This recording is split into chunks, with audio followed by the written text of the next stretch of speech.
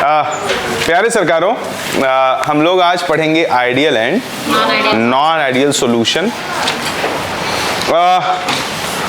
Theoretical topic है, but concept को अच्छे से एनालाइज करते हुए अगर आप सीखेंगे तो इसके एप्लीकेशन को आप कर पाएंगे।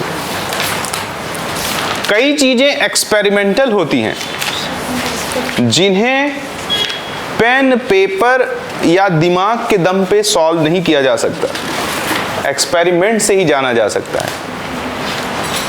तो उन्हें याद रखना पड़ता है। याद रखना एक कठिन प्रक्रिया है।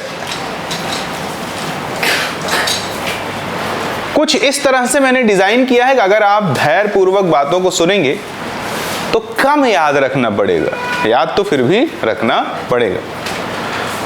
तो हम लोग सबसे पहले हेडिंग डाल देते हैं, ideal and non ideal solution. Notes निकाल लें और हेडिंग डाल दें, ideal and non ideal solution.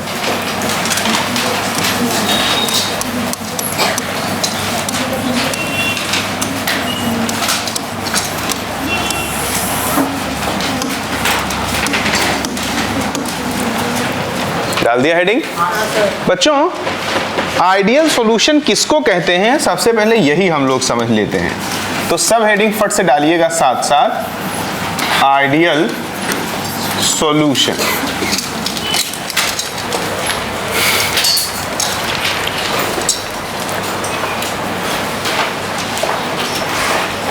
अब जरा सुनना, आइडियल सॉल्यूशन वो सॉल्यूशन होता है जो राउल्ट्स लॉ को पूरी तरह से फॉलो करे। किसको फॉलो करे? पर ये तो थ्योरेटिकल सी बात हो गई, मैं थोड़ा और गहराई में उतारता। जरा देखें, अगर हम किसी एक सॉल्वेंट बी में कोई एक सॉल्यूट ए डाल दें और ए और ए के बीच लगने वाला फोर्स और बी के बीच लगने वाला फोर्स बराबर हो जाए ए और बी के बीच लगने वाले फोर्स से, यानी कि मिलाए जाने से पहले सॉल्यूट सॉल्यूट इंटरेक्शन जिसे हम ए बोल सकते हैं, सॉल्वेंट सॉल्वेंट इंटरेक्शन जिसे हम बी बोल सकते हैं, वो बराबर हो जाए सॉल्यूट सॉल्वेंट इंटरेक्शन के, तभी धरती का कोई सॉल्यूशन आइडियल सॉल्यूशन कहलाता है। और इस स्थिति में वो राउल्ट्स लॉ को फॉलो करता है।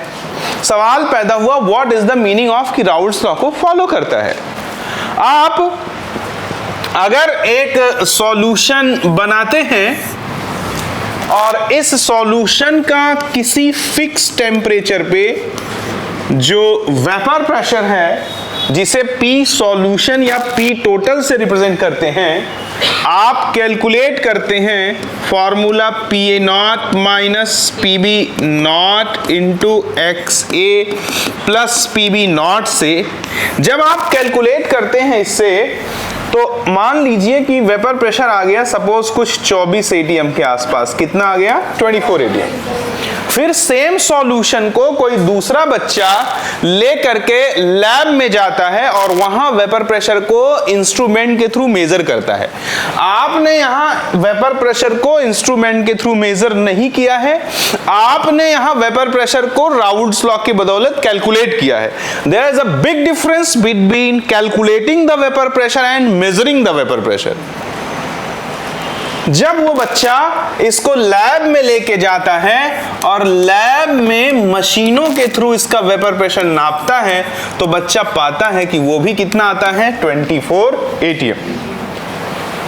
सरकारों, जब किसी सॉल्यूशन का कैलकुलेटेड वेपर प्रेशर और एक्सपेरिमेंटल वेपर प्रेशर दोनों के आ जाए बराबर, तो कहा जाता है कि ये राउल्ट्स लॉ को फॉलो करता है। क्या कहा जाता है?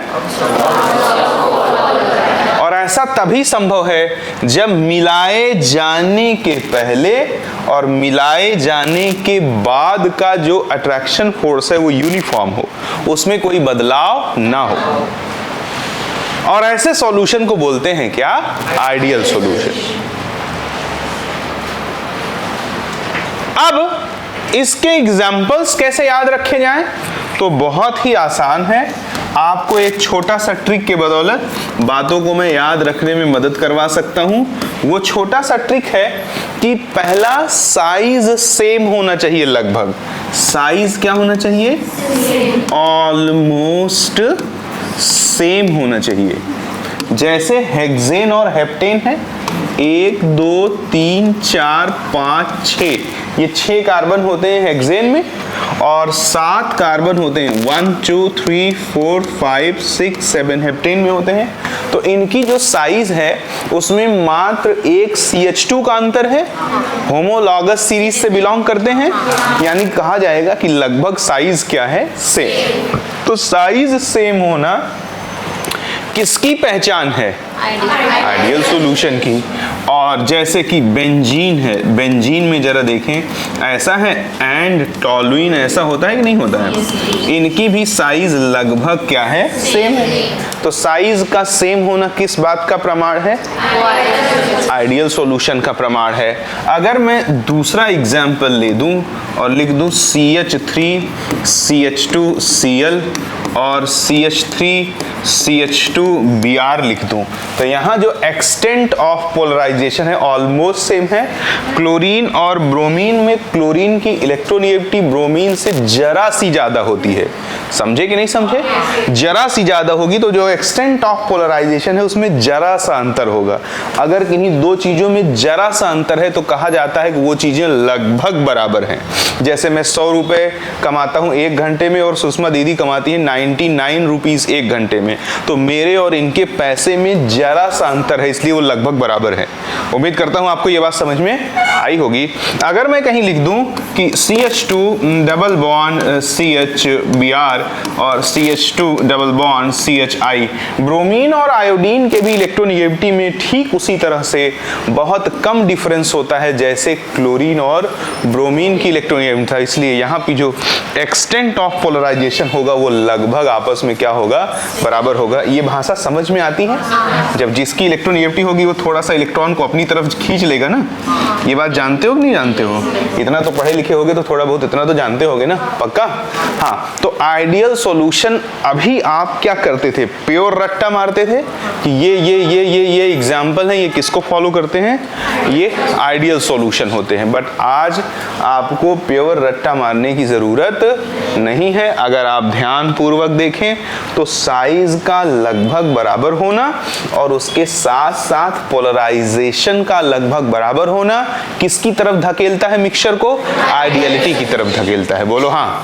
अब जरा देखो, जो लैब वाली वैल्यू है उसको हम लोग मानते हैं P ऑब्जर्व्ड, क्या मानते हैं, और जो कैलकुलेटेड है उसे सिंपली हम क्या बोलते हैं, P कैलकुलेट। तो जब भी कभी प्यारे बच्चों P ऑब्जर्व्ड किसके बराबर हो जाएगा, P कैलकुलेटेड के बराबर हो जाएगा, तो ऐसी परिस्थिति में सॉल्यूशन हमेशा किसको फॉलो करता है, आइडियलिटी को, यानी उसे क्या बोला जाता है कि आइडियल सॉल्यूशन, और ये किसको फॉलो करेगा, राउल्ट्स लॉ को। उम्मीद करता हूं कि मैं बातों को आप तक समझा पाया हूंगा।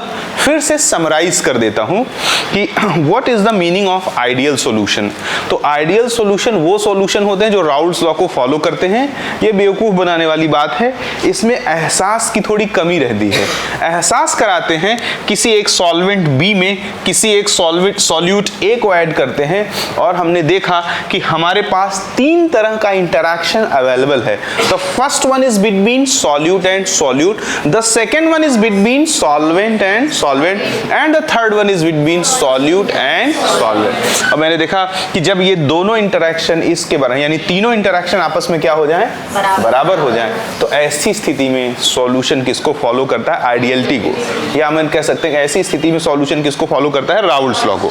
कोई प्रॉब्लम हुई क्या इसमें? अब जरा देखिए, ऐसी स्थिति में जरा सुनना बात को, जो P ऑब्जर्व्ड है यानी कि किसी एक सॉल्यूशन का वेपर प्रेशर जो लेबोरेटरी में नापा गया है, और जो P कैलकुलेटेड है किसी एक सॉल्यूशन का वेपर प्रेशर जो हमने राउल्ट्स लॉ से क्या किया है, कैलकुलेट। तो अगर वो दोनों क्या हो जाएं, बराबर हो जाएं, तो हमेशा ये दोनों तभी बराबर होंगे जब ये ऐसा होगा ना। अगर ये ऐसा नहीं होगा तो ये बराबर होंगे क्या, बोलो। अगर मान लो इंटरमॉलिक्यूलर अट्रैक्शन बढ़ गया तो कैलकुलेटेड वैल्यू आएगी 24, और जब नापने जाओगे तो 24 से कम हो जाएगा कि नहीं, क्योंकि इंटरमोलिकुलर अट्रैक्शन अगर बढ़ गया तो रेट ऑफ वेपराइजेशन, आवाज नहीं आई, रेट ऑफ वेपराइजेशन कम हो गया, तो इसका मतलब अब तो जो लैब में डेटा आएगा वो कैलकुलेटेड से छोटा डेटा आएगा ना। फॉर एग्जांपल मान लो अगर यहाँ इंटरमोलिकुलर अट्रैक्शन फोर्स घट गया, क्या हो गया, तो सेम टेम्परेचर पे वेपराइजेशन, तो लैब में जो डेटा आएगा वो कैलकुलेटेड से बड़ा आएगा। नहीं समझा मेरे प्यारे सरकार, इसका मतलब कि P ऑब्जर्व P कैलकुलेटेड के बराबर तभी हो सकता है जब इंटरमोलिकुलर अट्रैक्शन आपस में क्या हो जाए, बराबर हो जाए। अब बात आती है सर जी ये सब तो आपके आशीर्वाद से सीख गया, एहसास कर गया, अब ये बताइए सबसे बड़ा प्रॉब्लम है कि एनसीईआरटी में कुछ एग्जाम्पल दिया हुआ है और वो इन एग्जाम्पल्स को क्या करता है, पूछता है। क्या करूं मैं, तो कोई दिक्कत नहीं है, आप दो बात याद रखो।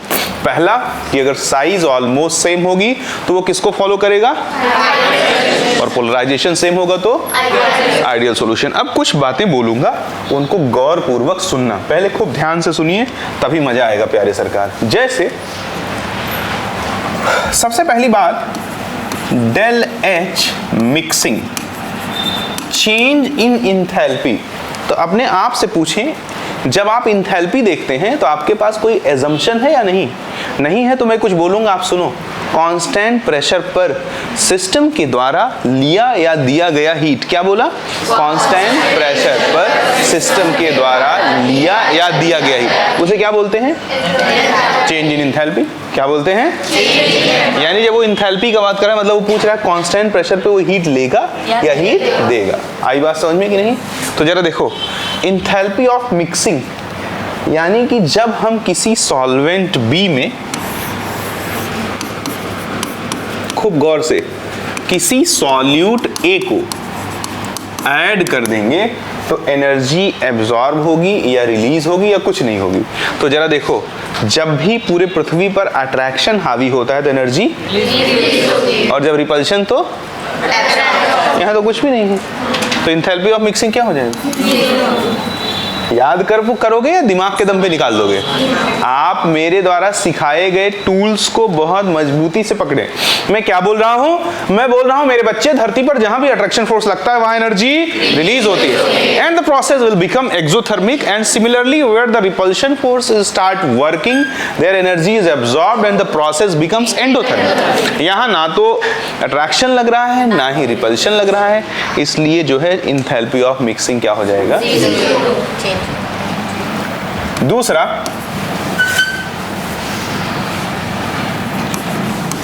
Change in volume after mixing, इसको मतलब समझना। जैसे चेंज इन वॉल्यूम का क्या मतलब है, बहुत लेजर शार्प फोकस रखें। जैसे मान लीजिए कि इसका 5 ml था, इसका 15 ml था, the 5 ml of solute is added in 15 ml of solvent। अब मिलाए जाने से पहले जो वॉल्यूम है, चेंज कैसे निकालते हो, फाइनल माइनस इनिशियल। मिलाए जाने के पहले जो टोटल वॉल्यूम है वो कितना है, 15 और 5 कितना है, 20, और मिलाए जाने के बाद भी टोटल वॉल्यूम कितना है, 20, तो चेंज इन वॉल्यूम कितना हुआ। एनी प्रॉब्लम, ठीक है। अगर तीसरा पॉइंट एंट्रोपी ऑफ मिक्सिंग निकालूं, क्या निकालूं, एंट्रोपी ऑफ मिक्सिंग, तो ये हमेशा ग्रेटर देन 0 आता है। क्या बोला मैंने, I can explain, listen carefully।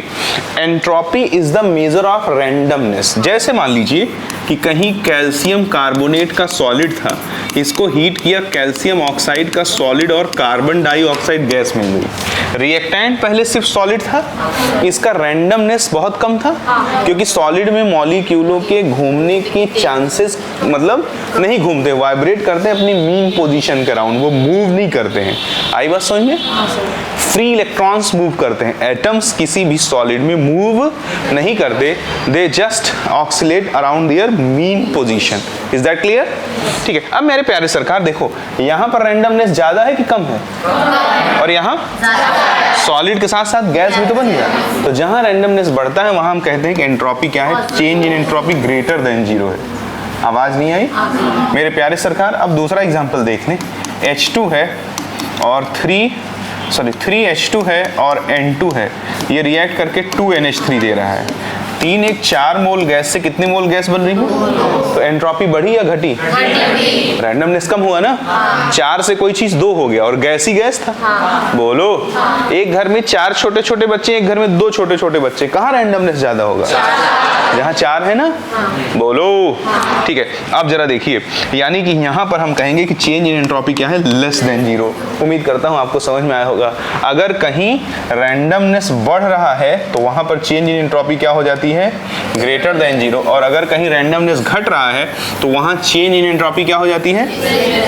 Less than 0। ठीक है, अब जरा सुनना, बोलना मत, ध्यान पूर्वक सुनना।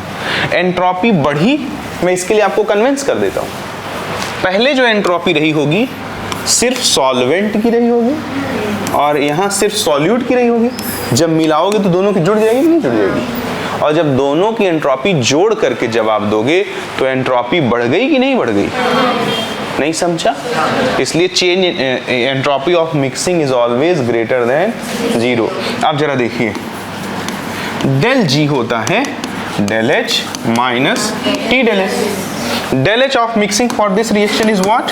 0 माइनस टी, ये क्या है? पॉजिटिव, तो पॉजिटिव इंटू नेगेटिव, यानी del G is always less than 0। मानते हो क्या? धरती के जिन भी प्रोसेसेस के लिए डेल जी हमेशा क्या होता है? लेस देन 0, वो सभी प्रोसेस हमेशा स्पॉन्टेनियस होते हैं। स्पॉन्टेनियस मतलब अपने आप। जो भी कुछ प्रकृति में अपने आप घटे वो स्पॉन्टेनियस है। जैसे पानी का हाइट से नीचे की तरफ आना क्या है? स्पॉन्टेनियस। जैसे गैस का पूरे कमरे में फैल जाना क्या है? स्पॉन्टेनियस। जैसे कि अगर हम गर्मी के दिनों में एक आइस का टुकड़ा रोड पे फेंक दें, उसका गल जाना क्या है? स्पॉन्टेनियस। जैसे एक कप कॉफी बना के मान लीजिए मैंने इनके लिए रख दिया और वो थोड़ी देर बाद इन्होंने पिया नहीं तो क्या हो गया? ठंडा। वो भी क्या है? स्पॉन्टेनियस। उम्मीद करता हूँ समझ में आया होगा। बोलो, ठीक है। तो मेरे प्यारे सरकार, इसका मतलब कि यहाँ मिक्सिंग कैसी प्रक्रिया है? Spontaneous. Means here mixing is spontaneous. आई बात समझ में? कितने पॉइंट हो गए? 1 2 3 4। और भी कुछ बन सकता है क्या? हाँ, चलो जरा बताओ कि यहाँ P ऑब्जर्व्ड और P कैलकुलेटेड में क्या रिलेशन होगा? They will exactly equals to each other. बोलो, क्योंकि इंटरमॉलिक्यूलर फोर्सेस में कोई बदलाव नहीं हुआ। ठीक है, यहाँ पर अगर मैं बात करूँ F कि बॉइलिंग पॉइंट में कोई अंतर होगा क्या? जब अगर अट्रैक्शन फोर्सेस में कोई बदलाव नहीं हुआ तो बॉइलिंग पॉइंट में भी कोई बदलाव, तो बॉइलिंग पॉइंट भी क्या होगा? सेम होगा। जो सॉल्यूट का होगा और जो सॉल्वेंट का, वही फाइनल सॉल्यूशन का भी क्या होगा? Boiling point. पक्का ना? महसूस करा दूंगा, डोंट वरी। बॉइलिंग पॉइंट होता क्या है दिमाग में क्लियर है ना? अगर किसी टेम्परेचर पर किसी लिक्विड का वेपर प्रेशर एटमॉस्फेरिक प्रेशर के क्या हो जाए? बराबर, तो उसे क्या बोलते हैं? Boiling point. ठीक है बच्चों, और A B C D E F और कुछ बच रहा है क्या? सच कुछ बच तो नहीं रहा, सोच लेता हूँ। कुछ नहीं बच रहा है। ठीक है, तो ये हमने किसके बारे में सब कुछ बोल डाला? आइडियल सॉल्यूशन के बारे में। Do you have any cross question? Anyone? किसी का कोई क्रॉस ओपिनियन है? नहीं, तो ठीक है। अब जरा फटाफट लिखना शुरू करिएगा। आपने सबसे पहले हेडिंग क्या डाला है? Ideal solution. लिखिए कि सरकार लिखिएगा solution which obey Raoult's law, solution which obey Raoult's law is called ideal solution.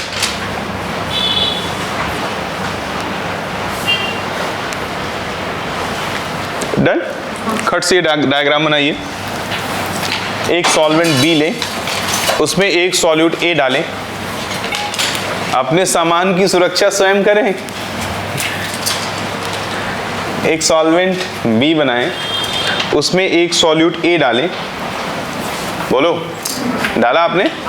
ठीक है, अब लिखिएगा फॉर आइडियल सॉल्यूशन, यानी आइडियल सॉल्यूशन होने के लिए, फॉर आइडियल सॉल्यूशन ये कंडीशन लिखिए, A B B बराबर होना चाहिए किसके? A B के। इतना हो गया, बोलो। ठीक है, इसके नीचे लिखिएगा in this case P observe bracket में लैब में मेजर्ड वैल्यू, अलग कलर के पेन से।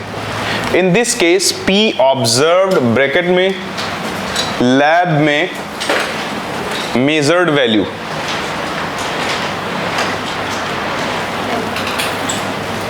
P ऑब्जर्व ब्रैकेट में लैब में मेजर्ड वैल्यू ब्रैकेट बंद, always equals to P calculated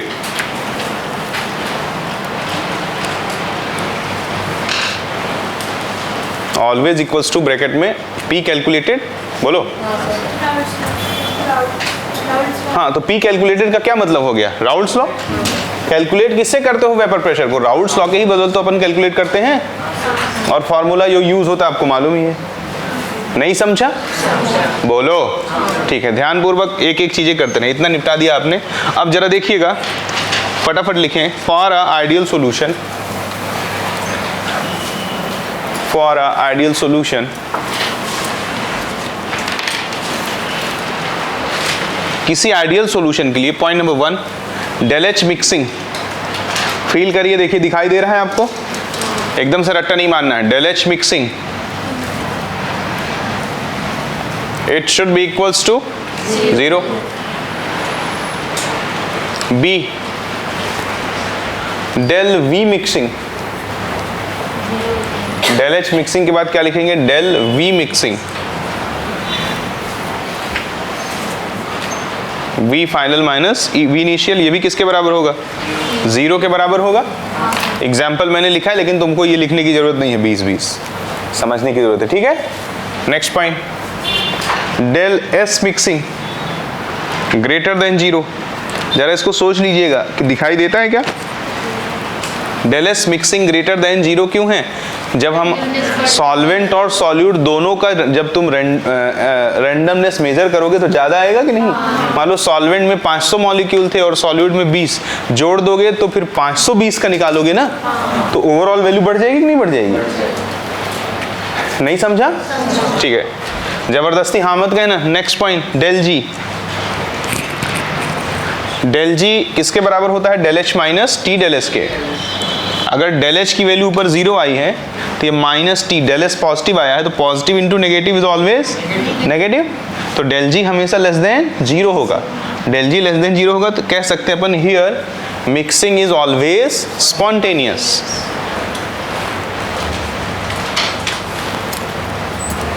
हो गया इतना?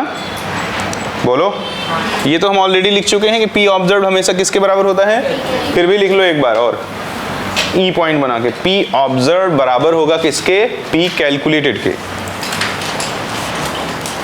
P ऑब्जर्व बराबर होगा किसके? P कैलकुलेटेड के।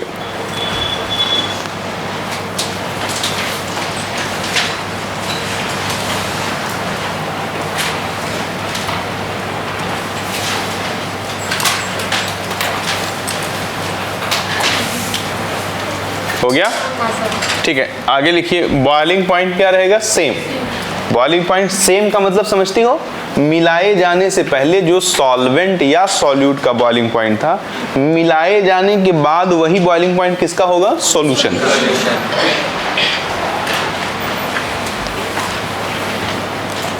उम्मीद करता हूं कि समझ में आया होगा। फिर आगे लिखिएगा, जो सबसे बड़ा टास्क है बच्चों, सबसे बड़ा टास्क क्या है? पॉजिटिव बैठिए, बॉडी लैंग्वेज बढ़िया रखिए। सबसे बड़ा टास्क ये है कि हम आंखों से देख के कैसे पहचाने। क्या हम एग्जाम में लैब में लेके जाएंगे क्वेश्चन को? एग्जाम में तो हमें 50 सेकंड के भीतर क्या करना पड़ेगा? आंसर करना पड़ेगा। अगर किसी चीज का 50 सेकंड के भीतर जवाब देना है तो केवल एक रास्ता है अपने पास, sharp understanding and sharp memorisation. हाँ या ना? ठीक है, तो बच्चों लिखिएगा trick. Whenever the size is almost same or polarization is almost same, whenever size and polarization is almost same,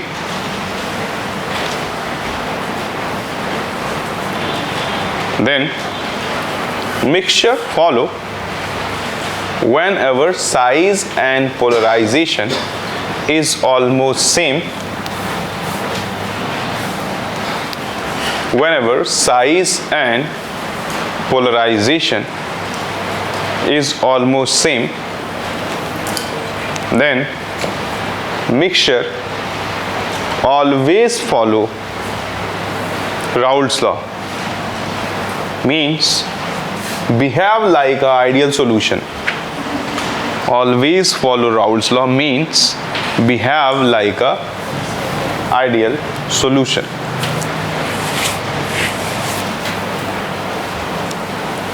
फटाफट एग्जाम्पल लिखें। Hexane, heptane, benzene, toluene, chloroethane, bromoethane,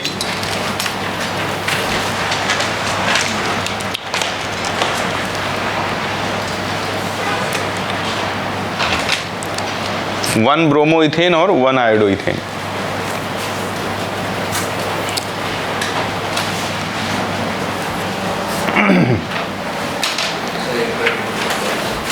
बिल्कुल ये लिखा हुआ है hexane, heptane, benzene, toluene, chloroethane, bromoethane, one bromoethene and one आयोडोइथीन।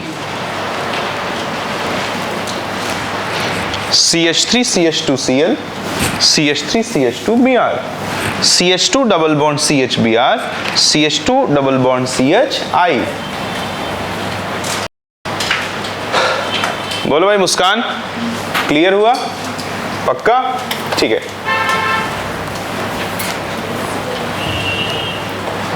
श्रीमानो कोई question है क्या आपके, या इतनी बात क्लियर हुई? क्लियर हुई, वेरी गुड। आगे चलें और हेडिंग डाल दीजिए non ideal solution. Non ideal solution. बच्चों नॉन आइडियल सॉल्यूशन को समझना बिल्कुल ही आसान सी बात है, केवल आप थोड़ा सा ध्यानपूर्वक बातों पे फोकस करें। पहले समझ लीजिएगा, फिर लिखने का काम कर लेंगे। सरकार मेरे जरा एक बात को देखो और समझने की कोशिश करो। मान लो कि हमारे पास B एक सॉल्वेंट है और इसमें हमने A एक सॉल्यूट को डाल दिया। बोलो। और दो स्थितियां पैदा हो सकती हैं यहां पे। पहला क्या हो जाएगा, जब A और A के बीच लगने वाला फोर्स और B और B के बीच लगने वाले फोर्स से ज्यादा हो जाए A और B के बीच लगने वाला फोर्स, या जब A और A के बीच लगने वाले फोर्स और B और B के बीच लगने वाले फोर्स से कम हो जाए A और B के बीच लगने वाला फोर्स। यानी कि मिलाए जाने के बाद एक्सर्टेड फोर्स जो है मिलाए जाने के पहले लगने वाले फोर्स से ज्यादा हो गया, और यहां मिलाए जाने के बाद लगने वाला फोर्स मिलाए जाने से पहले लगने वाले फोर्स से कम हो गया। बोलो। तो ये दोनों स्थितियों में सॉल्यूशन क्या होता है, नॉन आइडियल। अब नॉन आइडियल सॉल्यूशन दो प्रकार का होता है, एक होता है पॉजिटिव डेविएशन और एक होता है नेगेटिव। हमेशा बच्चा इसको कंफ्यूजन के साथ याद रखता है, बट इसमें जरा सी भी कंफ्यूज होने की कोई ज़रूरत नहीं है। एक बार आप एहसास कर लेंगे तो आपका कंफ्यूजन खत्म हो जाएगा। जो सुनता है वही परफॉर्म कर पाता है, ये चीज़ ध्यान रखना।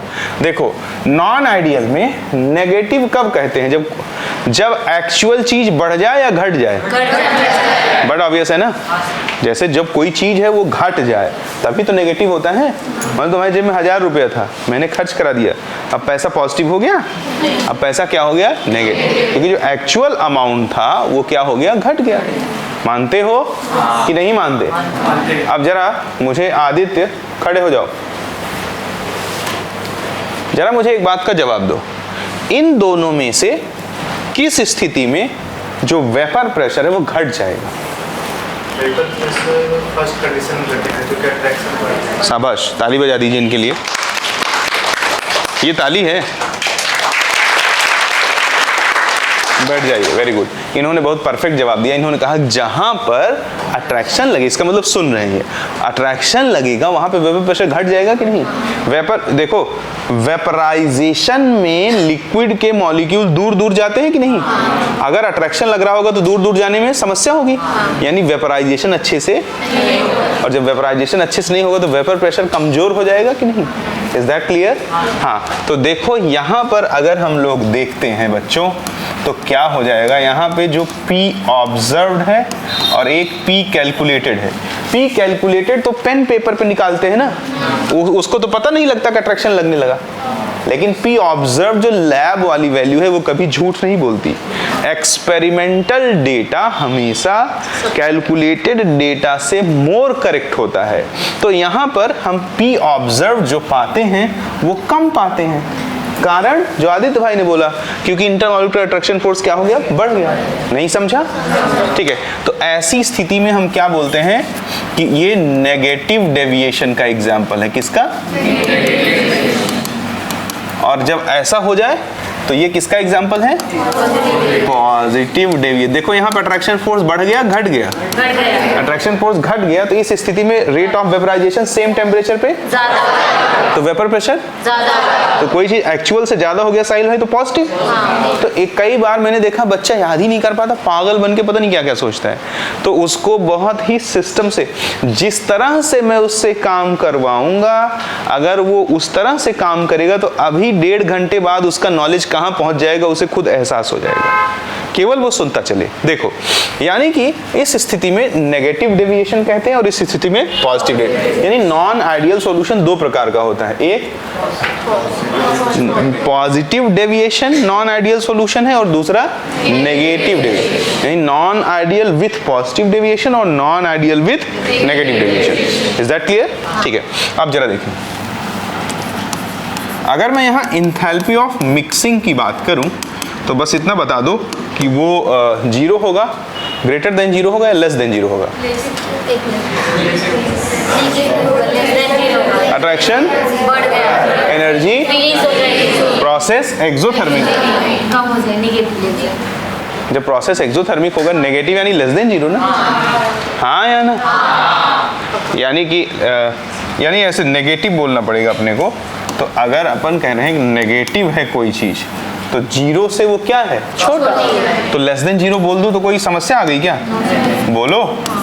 और डी डेल एस मिक्सिंग, अब गौर पूर्वक सुनना, रिस्पॉन्ड नहीं करना है। मान लो सॉल्वेंट के 5 मॉलिक्यूल थे या 15 मान लो, suppose we have 15 molecule of solvent और 5 मॉलिक्यूल है सॉल्यूट के। रिपीट करिए, क्या बोला?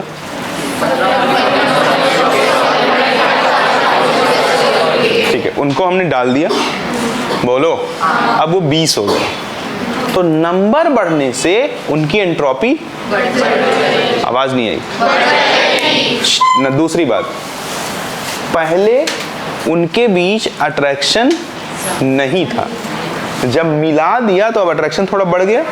ऐसा नहीं कह सकते कि नहीं था, लेकिन ऐसा कह सकते हैं कमजोर अट्रैक्शन था। नहीं था बोलना उतना उचित नहीं। तो जब किसी के बीच अट्रैक्शन बढ़ जाएगा तो रैंडमनेस कम हो जाएगी। भाई कोई चीज अगर ताकत से बढ़ जाएंगी तो अच्छे से मूव कर पाएंगी क्या? आवाज नहीं आई। इसका मतलब मिलाए जाने पर, क्योंकि इंटरमॉलिक्यूलर अट्रैक्शन फोर्स सॉल्यूट और सॉल्वेंट के बीच बढ़ गया, इसलिए रैंडमनेस क्या हो जाना चाहिए? अब फंस गया मैं तो। नंबर्स कह रहे हैं कि रैंडमनेस बढ़ना चाहिए और अट्रैक्शन फोर्स कह रहा है कि रैंडमनेस घटना चाहिए। तो ऐसी स्थिति में जब भी जीवन में फंस जाना तो डोमिनेंट फैक्टर की तरफ फैसला किया जाता है। किधर? कोई कहे कि मैं तुम्हारा पैर काट लूंगा, तो तुम भाग खड़े होगे वहां से कि नहीं? और मान लो कि एक ट्रक चल रही है और वो ट्रक पलट गई, ट्रक में आग लग गया है और तुम्हारा पैर उसमें फंस गया है। अब या तो तुम पूरे जल जाओ या पैर काट के कोई तुम्हें बचा ले। तो ऐसी स्थिति में चिल्ला चिल्ला के आदमी क्या कहेगा? भाई पैर काट के जान बचा। यानी कि दोनों ही परिस्थितियों में पैर काटने का प्रोग्राम चल रहा है, लेकिन पहले परिस्थितियों में आदमी भाग खड़ा हुआ, दूसरे में चिल्ला के बुला रहा है, क्योंकि पहले परिस्थिति में वो सेफ था। पैर काट देना उसको अनसेफ करना है, यानी डोमिनेंट फैक्टर था कि ऑलरेडी वो सेफ था। दूसरे परिस्थिति में उसकी जान दांव पे लगी है, तो जब जान दांव पे लगी है तो पैर छोटा हो गया कि नहीं हो गया? यानी कि जीवन, मान लो ये 10 रुपया मैंने इनको दे दिया और 2 रुपया इनसे ले लिया, घर जाके हमेशा क्या कहेंगे कि सर ने पैसे दिए। अगर मैंने 10 रुपया ले लिया और 2 रुपया दे दिया तो घर जाके कहेंगे कि सर ने पैसा ले लिया, जबकि मैं 2 रुपया दे भी तो रहा हूँ। यानी कि जीवन में बहुत ऐसी परिस्थितियां आती हैं जहां पे फैसला किधर करना पड़ता है, डोमिनेंट फैक्टर की तरफ। किधर? पक्का ना? मान लो दीदी डॉक्टर बन गई, अब एक लड़के को डेट कर रही हैं और उनको पता लगा वो बिजनेसमैन है, और उसके बाद एक लड़के को डेट कर रही है, उसके जेब में 150 रुपया है, तो किससे शादी करेंगी? जो डोमिनेंट फैक्टर होगा ना। हाँ या ना? कितना %? हाँ, पक्का? ठीक है। तो जीवन में बहुत बार हमें फैसले लेने पड़ते हैं, वहाँ हम बहुत सावधानी से जो डोमिनेंट होता है उसकी तरफ फैसला ले लेते हैं। मान लीजिए कि आप कह रहे हैं कि नहीं पढ़ूंगी और आपके पापा आ गए, चल बैठ के पढ़, तो आप चुपचाप जाके क्या कहेंगे? बैठ तो जाएंगे, पढ़ने लगेंगे। डोमिनेंट है, चलती है, बोलो। ठीक है। वैसे ही यहाँ एक फैक्टर है इंटरमॉलिक्यूलर अट्रैक्शन फोर्स, जो बार बार कह रहा है कि रैंडमनेस कम होना चाहिए। दूसरा फैक्टर है नंबर ऑफ मॉलिक्यूल्स, जो कह रहे हैं कि उनकी संख्या बढ़ रही है तो रैंडमनेस बढ़ना चाहिए। तो हमेशा जान लो कि नंबर ऑफ मॉलिक्यूल्स डोमिनेट करता है। क्या करता है? देखो, इससे पहले भी तो आपने इसको पढ़ा होगा कभी ना कभी। प्योर रट्टा मारते हैं लोग, प्योर रट्टा मारते हैं, ये ऐसा ऐसा ऐसा ऐसा होता है। तो हमें, और सुनो, इसको याद रखना बहुत आसान है। पूछो क्यों? In every cases del S is always greater than 0। समझा कि नहीं समझा? तो डेल एस ऑफ मिक्सिंग क्या होता है? ग्रेटर देन 0 होता है। इसके पीछे रीजन क्या है लिखा दूंगा कॉपी में, आप केवल सावधानी से सुनते रहो। रीजन है कि जो नंबर ऑफ मॉलिक्यूल की वजह से रैंडमनेस बढ़ा, वो जो अट्रैक्शन फोर्स की वजह से घटा उससे ज्यादा बढ़ा। नहीं समझा? 1 लाख आदमी कमाता है, खर्चा 40,000 करता है, तो इनकम खर्चे से ज्यादा, इसलिए 60,000 बच जाएगा कि नहीं बच जाएगा? That's it. नहीं समझा? ठीक है। और अगला पॉइंट, अगर मैं डेल जी लिखना चाहूं, डेल जी क्या हो जाएगा? डेल जी हो जाएगा del H minus T del S हो जाएगा। डेल एच क्या है बाबूजी? नेगेटिव, पक्का, और माइनस टी, ये भी क्या है? पॉजिटिव। तो पॉजिटिव इंटू नेगेटिव, तो this value becomes like minus X minus Y. तो माइनस एक्स माइनस वाई हमेशा क्या होगा? तो डेल जी इस भी केस में हमेशा क्या होगा? यानी मिक्सिंग की प्रक्रिया सदैव क्या होगी? Spontaneous at all temperature. Temperature कुछ भी वेरी कराओ, कोई फर्क पड़ता है क्या? तो यहीं बगल में लिख दूं क्या कि एट ऑल टेम्परेचर मिक्सिंग जो है वो कैसा है? स्पॉन्टेनियस है। कैसा है? स्पॉन्टेनियस। आगे एक पॉइंट पे चलता हूं, और अगर मैं आपसे पूछूं, वो तो ऑलरेडी आप लिखे हैं, बॉइलिंग पॉइंट के बारे में बात करूं। किसके बारे में? यानी कि बॉइलिंग पॉइंट जो फाइनल होगा वो इनिशियल बॉइलिंग पॉइंट से कम होगा कि ज्यादा होगा? ज्यादा होगा, क्योंकि इंटरमॉलिक्यूलर अट्रैक्शन फोर्स क्या हो गया? बढ़ गया। फील कराऊं या इसको महसूस कर लेते हो? बताता हूं एक बार, देखो ना। जैसे मान लो एक सॉल्वेंट है हमारे पास, और हमें इस सॉल्वेंट को क्या करना है? उबालना है। तो ये कब उबलेगा? जब इसका वेपर प्रेशर किसके बराबर हो जाए? पक्का? कितना % पक्का? अब जरा देखो, अगर इसके मॉलिक्यूलों के बीच में अट्रैक्शन ज्यादा है तो वेपराइजेशन कम होगा, तो ज्यादा हीट देनी पड़ेगी कि नहीं? और अगर मॉलिक्यूलों के बीच में अट्रैक्शन कम है तो वेपराइजेशन, तो कम टेम्परेचर पे ही इसका वेपर प्रेशर 1 atm के बराबर हो सकता है। नहीं समझा? तो यानी कम टेम्परेचर पे ही उबल सकता है। कब? जब अट्रैक्शन फोर्स कमजोर हो गया, और जब अट्रैक्शन फोर्स बढ़ गया तो अब इसका वेपर प्रेशर 1 atm करने के लिए ज्यादा हीट देनी पड़ेगी कि नहीं? यानी कि वही लिक्विड अब ज्यादा टेम्परेचर पे उबलेगा कि नहीं? पता नहीं समझा कि नहीं? अच्छे से? ठीक है। यानी कि ऐसी परिस्थितियों में जो बॉइलिंग पॉइंट होता है वो क्या हो जाता है? बढ़ जाता है। अब असली खेल शुरू हुआ। असली खेल क्या है? असली खेल है, सर जी एग्जाम्पल मेरा खोपड़ा पागल कर देते हैं, मैं कैसे रटूं? तो एग्जाम्पल रटने का मेरे पास एक बेहतरीन सा आइडिया है, बेहतरीन सा लॉजिक है, बेहतरीन सा मेथड है। आप इसको गहराई से सुनेंगे तभी जान पाएंगे। क्या है जरा देखिए। सरकार, अगर हम किसी एसिड को पानी में डाल दें तो इसके कई कॉम्बिनेशन बन सकते हैं. For example we are adding H2SO4 in water, or we are adding CH3COOH in water, or we are adding HC double bond OOH in water, or we are adding HNO3 in water. गौर पूर्वक सुनना बात को. ये हमेशा negative deviation दिखाते हैं. क्या दिखाते हैं? सुन रहे हो सावधानी से? ये नेगेटिव डेविएशन क्यों दिखाते हैं? मेरे पास इसके लिए बहुत सारे तर्क हैं. आप दिल खोल के सुने, आपको मजा आ जाएगा. आपको मालूम होना चाहिए कि जब हम किसी स्ट्रॉन्ग या वीक एसिड को पानी में डालते हैं तो वो आयोनाइज हो जाता है. स्ट्रॉन्ग एसिड 100% लगभग आयोनाइज हो जाता है. वीक एसिड थोड़ा कम आयोनाइज होता है. लेकिन ये नहीं कह सकता कि आयोनाइज नहीं होता है. Either we are adding strong acid or we are adding weak acid in aqueous solution, acid will always get ionized. Is that clear? बोलो. तो जरा बताओ, एक तो पानी है, बहुत ध्यान से सुनना, ये सब एहसास की चीजें हैं, इनको रटा नहीं जा सकता. वर्षा पहले अगर तुमने इसको रटा होगा तो हमेशा कंफ्यूज रहती रही होगी. ये एहसास की चीजें हैं. तुम्हारे सामने तुम्हारा टीचर निहत्था खड़ा है, लेकिन अभी देखो सब भर के रख देगा, पूरा बोर्ड का बोर्ड भर देगा. याद है मुझे? नहीं. एहसास है, घुला हुआ है, ब्लड में घुला है. जब निर्णय लिया कि अब बच्चों को पढ़ाऊंगा तो अब क्या बच्चा मुझसे पूछेगा, तो बच्चा तो मेरे ऊपर डिपेंडेंट है ना. स्पेशली इंफॉर्मेशन बेस्ड चीज़ों पे तो मेरे ऊपर डिपेंडेंट है ना. अगर मेरा स्टूडेंट है तो मुझे चीज़ों को ब्लड में घोलना पड़ा. तुम भी डॉक्टर बनने जा रहे हो, अगर मान लो कोई इंजीनियर बनने जा रहा होगा तो उसको भी चीज़ों को ब्लड में घोल के रखना पड़ेगा. ऐसे काम नहीं चलेगा कि बस ऊपर ऊपर पढ़ा फिर भूल गया, फिर वो हमेशा कंफ्यूज हो रहा है. देखो कितना आसान है. पानी के ऑक्सीजन पर पार्शियल नेगेटिव, हाइड्रोजन पर partial positive. Because the electronegativity of oxygen is second largest electronegative value on this earth. First one is fluorine and the second one is oxygen. जैसे तुमने इसको डाला, ठीक है, मान लो तुमने CH3COH को डाल दिया, तो पहले ध्यान पूर्वक देखना, CH3C डबल बॉन्ड OH था, बोलो हाँ. और दूसरा भी क्या रहा होगा? C डबल बॉन्ड O, बोलो हाँ. CH3 और OH रहा होगा, बोलो. इसके OH को ये वाला और इसके H को ये वाला ऑक्सीजन अट्रैक्ट कर रहा होगा कि नहीं? अबे थोड़ा टेढ़ा से बना दूं तो समझ में आ जाएगा ना. नहीं समझा? रुको और अच्छा बना देता, डोंट वरी. मान लीजिए इसी एक एग्जांपल से सब समझना आपको. C है, डबल बॉन्ड O है, OH है और CH3 है, बोलो हाँ. C है, बोलो, और डबल बॉन्ड O है, बोलो.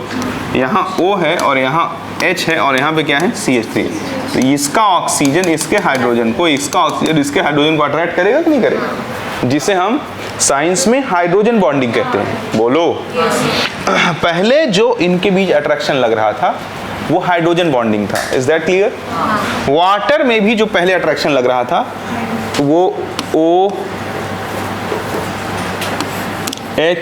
है, बोलो हाँ. इसके ऑक्सीजन पे कैसा चार्ज? Partial negative. और इसके हाइड्रोजन पे, दोनों के बीच में क्या लग रहा होगा? अट्रैक्शन. यहाँ भी पार्शियल नेगेटिव, यहाँ पार्शियल पॉजिटिव, इनके बीच में क्या लग रहा होगा?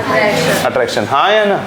यानी कि मिलाए जाने से पहले की स्थिति का अगर हम लोग एनालिसिस करें तो हम पाएंगे कि दो वाटर के भी बीच क्या लग रहा था और दो एसिटिक एसिड के भी बीच क्या लग रहा था. लेकिन जब हमने मिला दिया तो एसिटिक एसिड खट से क्या हो जाएगा? CH3 C double bond O minus में कन्वर्ट हो जाएगा. यानी कंप्लीट आयन हो गया अब. और वाटर तो वाटर ही रहेगा. वाटर का जो आयोनाइजेशन होता है बहुत कम होता है, 10⁻⁻7 मोलर या मोल पर लीटर. तो बहुत कम है ना. 10⁻⁷ छोटा वैल्यू है, अति छोटा वैल्यू है, अति छोटा, तो उसको अपन कंसीडर नहीं करेंगे. तो देखो इनके बीच में क्या लग रहा है? अट्रैक्शन. पहले जो अट्रैक्शन था वो देखो हाइड्रोजन बॉन्डिंग, एक तरह का डाइपोल डाइपोल इंटरेक्शन है कि नहीं. लेकिन अब जो इंटरेक्शन जरा देखो आयन डाइपोल है. एक आयन है तो दूसरा डाइपोल. नहीं समझा? अब देखो थोड़ा अच्छा जानकारी दे रहा हूँ, समझ में आना चाहिए. ये क्या है? Ion dipole. जिसको ये सब ना समझ में आ रहा हो वो तो कूलाम लॉ जानता होगा ना. रटने के लिए यही जब force is directly proportional to Q1 Q2, बोलो हाँ. तो अब चार्ज ज्यादा है या अब चार्ज ज्यादा था? भाई यहाँ आयोनाइजेशन हो गया ना, तो जो चार्ज का अमाउंट था वो इंक्रीज कर गया कि नहीं? चार्ज का अमाउंट जब इंक्रीज कर जाएगा तो ज्यादा फोर्स लगने लगेगा। यहाँ पर केवल पोलराइजेशन है, कंप्लीट आयोनाइजेशन। इसका मतलब जब हम किसी एसिड को पानी में डालते हैं तो आयोनाइज हो जाता है। आयोनाइज होने के बाद एसिड और पानी के बीच जो इंटरेक्शन लगता है वो कैसा इंटरेक्शन होता है? Ion dipole. जो कि आयोनाइजेशन से पहले वाला इंटरेक्शन, जो कि साहिल बाबू क्या रहता है? Hydrogen bonding, specially in this case, उससे क्या होता है? जबरदस्त। और फाइनली अट्रैक्शन क्या हो गया? बढ़ गया। ऊपर से जा रहा है सब, खाली मेरा मुंह देख रहे होगे, सब ऊपर से जाएगा। और अगर ध्यान से मेरी बात सुन रहे होगे तो ऐसे समझता चला जाएगा कि जैसे बिल्कुल एकदम स्टेप बाय स्टेप सब याद हो जाएगा यही क्लास में। तो इसका मतलब कि जब हम किसी एसिड को पानी में डालते हैं तो क्योंकि उसका कंप्लीट आयोनाइजेशन हो जाता है और जो फोर्स ऑफ अट्रैक्शन वर्क करता है that is what? That is ion dipole force of attraction. That's why we can say that the mixture of acid and water is always show negative deviation. हाँ कह दो। नहीं समझा? दूसरा जो तुम्हें याद रखना है वो याद रखना है, दूसरा पॉइंट एनिलीन है। इसको अपन क्या बोलते हैं? एनिलीन। अगर ये एनिलीन ले लिया जाए किसी भी एसिड के साथ, HNO3 के साथ ले लिया जाए, तो तुम्हें मालूम होगा कि एनिलीन बेस होता है, क्योंकि नाइट्रोजन के पास एक लोन पेयर मौजूद है। थोड़ा वीक बेस होता है क्योंकि वो लोन पेयर रेजोनेंस में इन्वॉल्व रहता है, लेकिन वीक बेस है इसका ये मतलब नहीं कि वो बेस ही नहीं है, बेस फिर भी हुआ है। हाँ या ना? आवाज नहीं आई। एनिलीन एक बेस है, अगर मैं ऐसा कहता हूं तो तुम्हें कोई समस्या नहीं होना चाहिए। अगर तुम्हें समस्या है तो मैं और परफेक्ट लैंग्वेज का यूज करूंगा और मैं बोलूंगा एनिलीन एक वीक बेस है because the lone pair associated with the nitrogen atom is keep resonating with the ring. नहीं समझा? पक्का? ठीक है मेरे प्यारे सरकार। अब ये जो H+ है, बेस के ऊपर हमेशा एसिड का अटैक होता है, यानी कि जरा देखें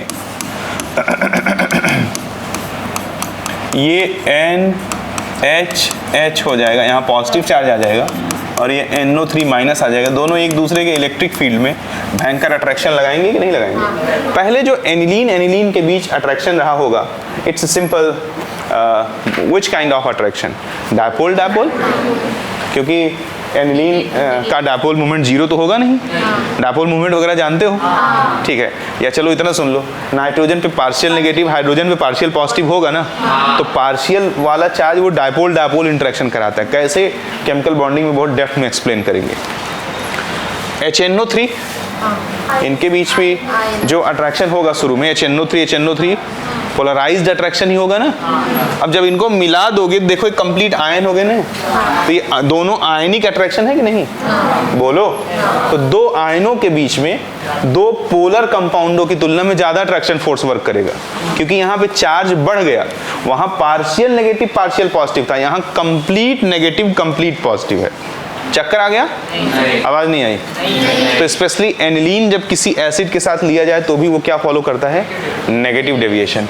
एंड थर्ड एग्जांपल, अगर एनिलीन को एसीटोन के साथ ले ले, किसके साथ? CH3 C+O CH3। बोलो। तो ऐसी स्थिति में भी क्या होता है? Negative deviation.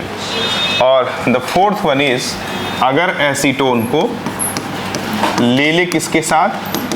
CHCl3 chloroform. पहले जमाने में बेहोश करने के काम में लाया जाता था, अब इसको नहीं ले आते क्योंकि अगर इसका अमाउंट ज़्यादा इनहेल हो गया तो परमानेंटली बेहोश हो सकता है कोई। समझे कि नहीं समझे? मेडिकल इंडस्ट्री जब या मेडिकल साइंस जब इतना डेवलप नहीं हुआ था तो शुरुआती स्थिति में क्लोरोफॉर्म को ऑपरेशन वगैरह करने से पहले बेहोश करने में यूज़ किया जाता था। अब पता लगा कुछ लोग बेहोश हो गए और फिर होश में ही नहीं आए। खतरनाक है ना, इसलिए इसका इस्तेमाल अब इंसानों पे नहीं होता है। पक्का? पिक्चर में देखो कोई एक अचानक दीदी जैसी लड़की आती है, रुमाल पे थोड़ा सा वो डाल के नाक दबा दिया, बेहोश हो गया, तो उसमें भी क्लोरोफॉर्म का यूज़ करते थे लोग चोरी डकैती छिनैती में। सरकार जरा देखें, यहाँ पे ये जो कार्बन से जुड़ा हुआ हाइड्रोजन है ये कुछ स्पेशल है, बिकॉज इस कार्बन से एक नहीं, दो नहीं, तीन क्या लगे हुए हैं, क्लोरीन। तो इस पर पार्शियल चार्ज डेंसिटी थोड़ा मोड़ा नहीं, बहुत ज़्यादा क्या करेंगे, बढ़ा देंगे। जब इस पर पॉजिटिव चार्ज बहुत ज़्यादा हो जाएगा तो ये हाइड्रोजन की दैया मैया करेगा कि नहीं, इससे जो जुड़े हुए इलेक्ट्रॉन हैं उनको क्या करेगा, खींचेगा। तो ऑक्सीजन पे कैसा चार्ज है, पार्शियल नेगेटिव, अब इनके बीच क्या होने लगेगा, अट्रैक्शन। पक्का? कितना %? तो यहाँ एक तरह से हाइड्रोजन बॉन्डिंग होने लगती है। आवाज नहीं आई? पक्का? यहाँ भी इंटरमॉलिक्यूलर फोर्सेस क्या हो जाते हैं, मिलाए जाने पे थोड़े बढ़ जाते हैं। तो ये एग्जाम्पल किसके हो गए, नेगेटिव डेविएशन के। पॉजिटिव डेविएशन का कोई भी एक एग्जाम्पल याद ही मत करना। पूछो क्यों? जो आइडियल और नेगेटिव नहीं होंगे वो क्या हो जाएंगे। जहां तुमने पॉजिटिव और नेगेटिव के एग्जाम्पल को याद करके खिचड़ी बनाना शुरू किया, तो खिचड़ी बनाए तो मौके पे तुम किसको क्या बोलोगे ये भगवान ही जान पाएंगे, मेरे बस की बात नहीं रहेगी। तो आप पॉजिटिव डेविएशन का कोई भी एग्जाम्पल मेमोराइज ही नहीं करना है। आई बात समझ में? बहुत सारे एग्जाम्पल्स मिलेंगे बट उनको मेमोराइज नहीं करना है, भरोसा रखना है मेरे ऊपर। समझेगा? आपके सब्जेक्ट का मैं एक्सपर्ट हूँ, कैसे क्वेश्चनों का आंसर आएगा मैं जानता हूँ इस बात को बहुत परफेक्ट वे में, तो टेंशन मत लीजिएगा।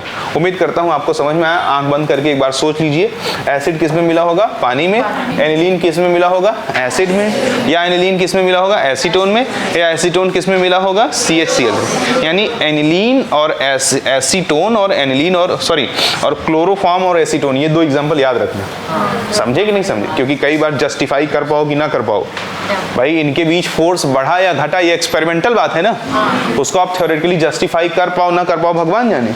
अभी सुन रहे हो, समझ में आ रहा है, कल को भूल जाओ। तो ये दो एग्जांपल आपको ओवरऑल में याद रखने। कौन कौन से? Acetone with chloroform, aniline with acetone. Any problem? ठीक है, हमने किसका खेल खत्म कर दिया, negative. Now we have the last case which is positive deviation. अगर हम पॉजिटिव डेविएशन की बात करते हैं, ध्यान पूर्वक सुनना, घबराना मत। पॉजिटिव डेविएशन की अगर हम लोग बात करें तो मान लीजिए कि हमारे पास एक सॉल्वेंट है बी, क्या बोला, उसमें हमने एक सॉल्यूट डाला ए, बोलो।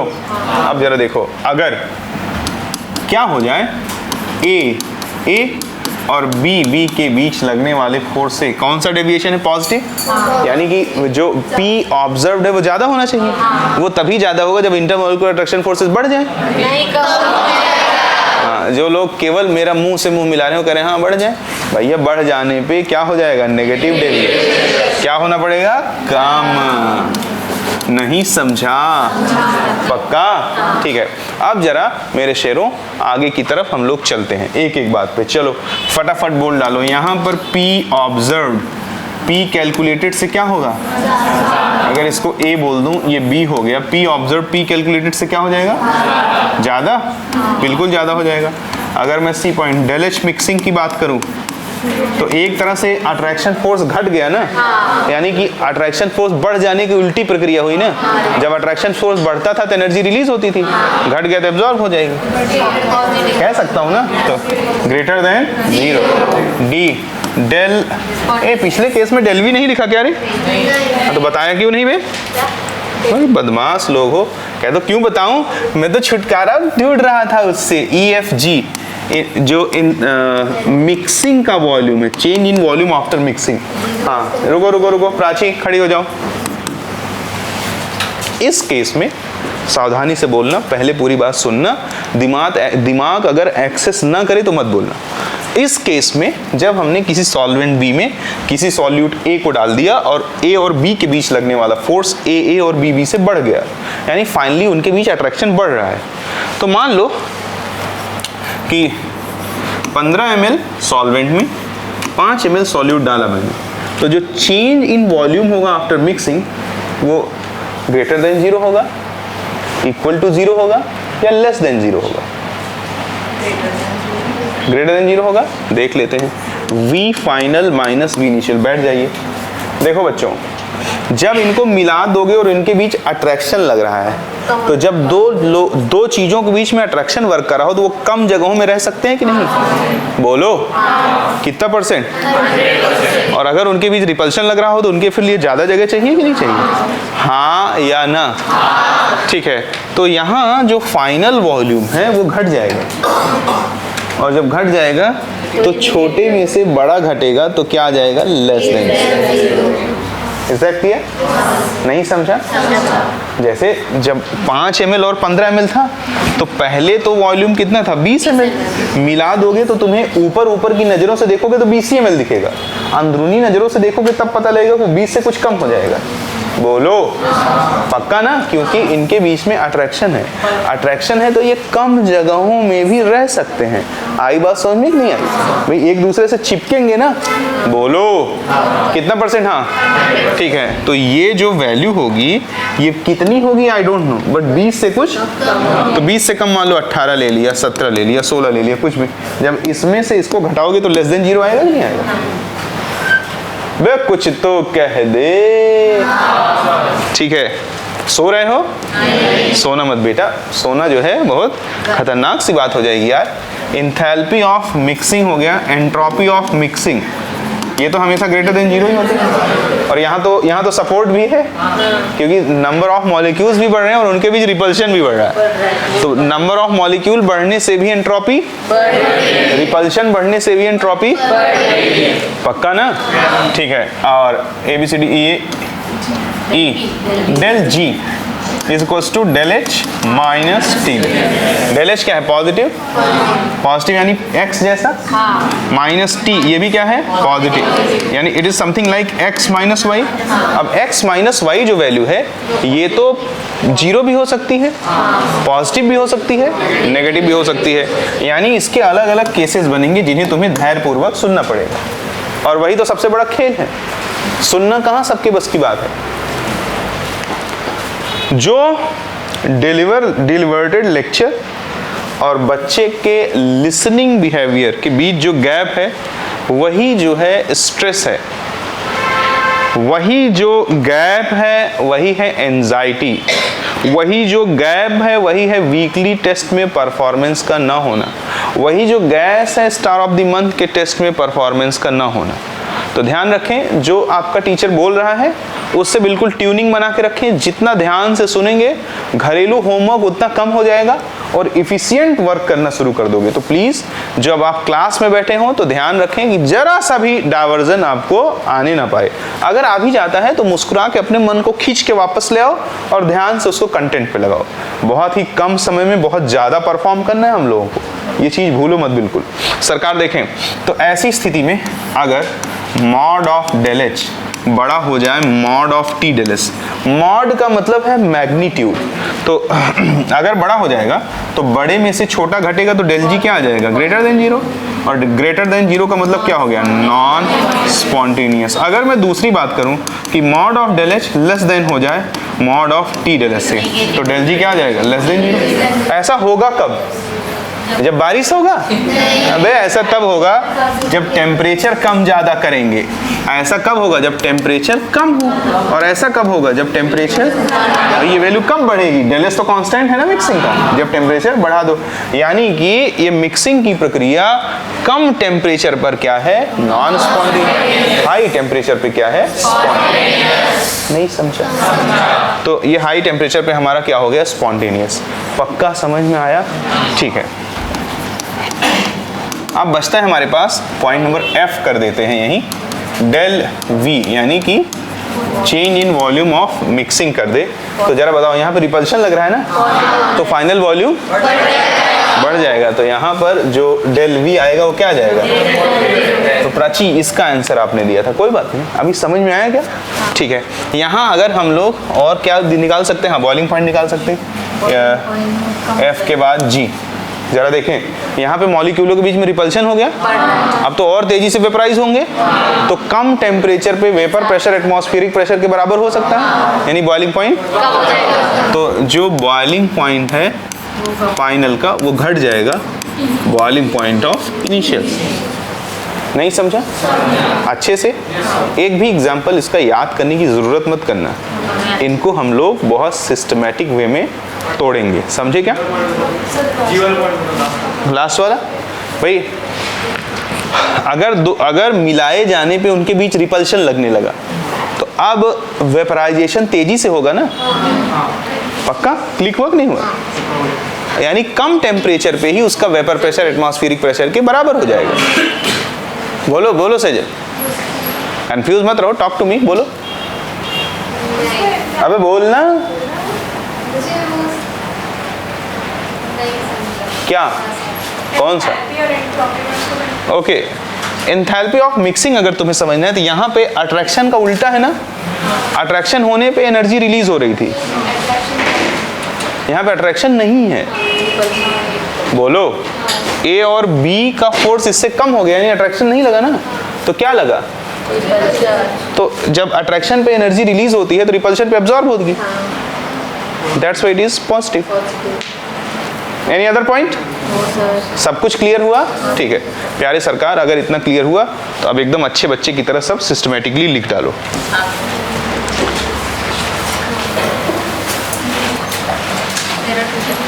क्लास छोड़ छोड़ के भागने लगे सब लोग,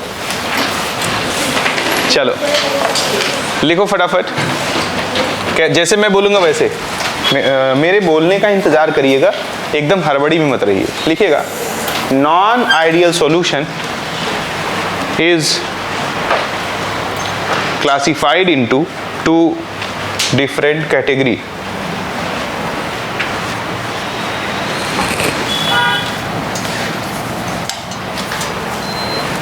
Non-ideal solution is classified into two different category. Number one,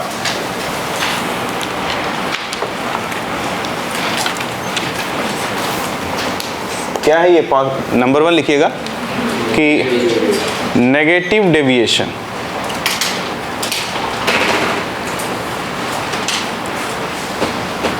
खट से एक कंटेनर में बी बनाओ, उसमें ए डालो, तेजी से स्केल फिस्केल मत उठाना, बी बनाओ उसमें ए डालो, फटाक से लिखो ए ए बी बी,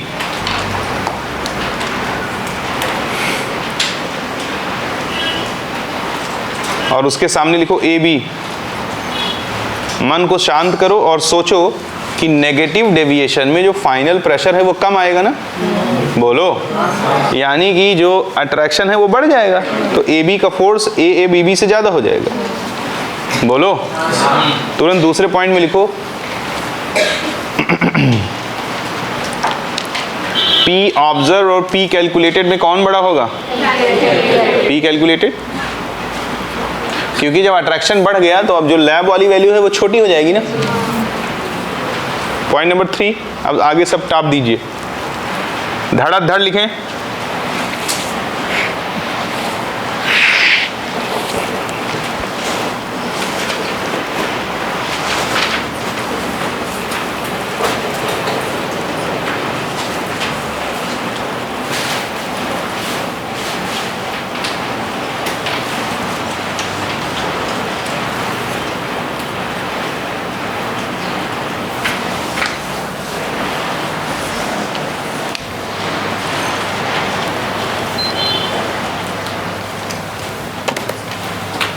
इसी की आवाज रहती है, एसी की, कुछ ज्यादा ही शोर मचाती है।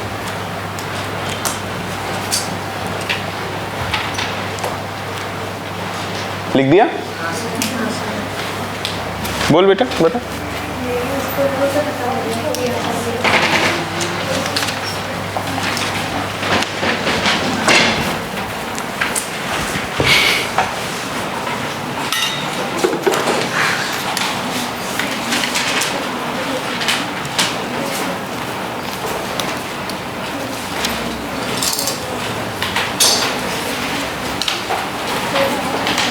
उधर भी लिखा है, नहीं तो इतना देख के सोचो कि बस हो गया।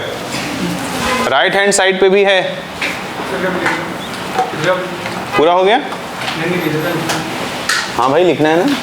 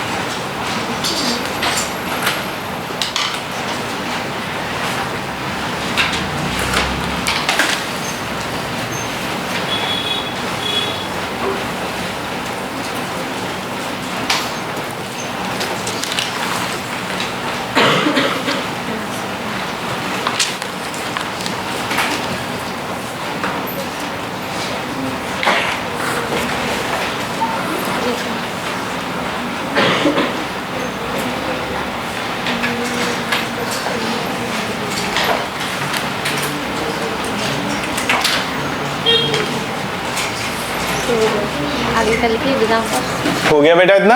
यस। ठीक है, नेक्स्ट पेज। वेरी इंपॉर्टेंट, ये बहुत ही इंपॉर्टेंट है। लिखिएगा examples of negative deviation. Examples of negative deviation. आप अपने आप से पूछें, याद है? Acid in water, aniline with acid, aniline with acetone, acetone with chloroform.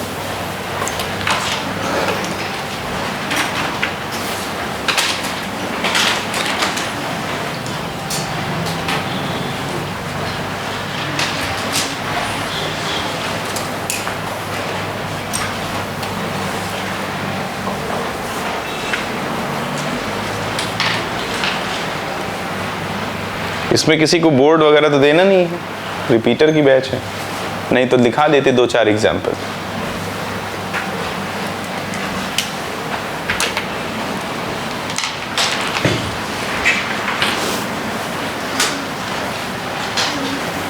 तुम एग्जाम्पल लिख लो, ये एक्सप्लेनेशन तो फीलिंग का पार्ट है, ये तो स्टार करके लिखा देता हूं, लिखो धड़ाधड़। एग्जाम्पल लिख दिया आपने, स्टार लगा के लिखें। मिलाए जाने के पहले इनके बीच डायपोल डायपोल इंटरैक्शन रहता है।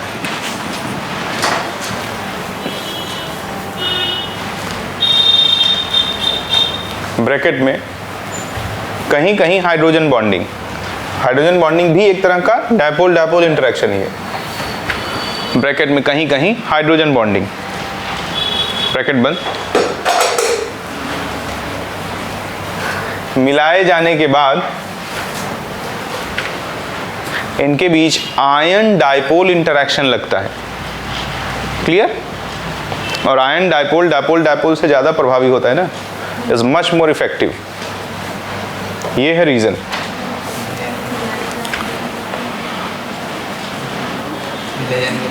इनके बीच आयन डायपोल इंटरैक्शन लगता है। मिलाए जाने के बाद इनके बीच आयन डायपोल इंटरैक्शन वर्क करता है। मंडल बोलू ना का, मिलाए जाने के बाद इनके बीच कौन सा फोर्स लगता है? Ion dipole. Is that clear? Next page पे चलें। ये एग्जांपल्स लिख दीजिए। दूर दूर बैठो, चलो सब लोग थोड़ा डिस्टेंस बनाओ, खासकर लड़कियां। बीच में आपस में फुसफुस मत करो। आप कोई समस्या हो मुझे हैंड रेज करिए, मैं क्लियर करूंगा। 3 बार तक तो मैंने आपको छूट दे रखा ना एक ही बात पूछने का, 4थी बात नहीं पूछना है।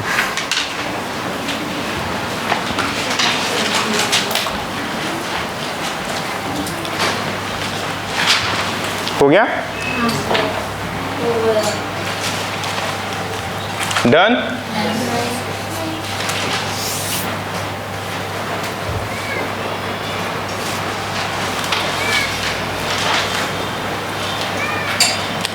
फर्राटेदार स्पीड बनाओ भाई, फर्राटेदार। कुणाल भाई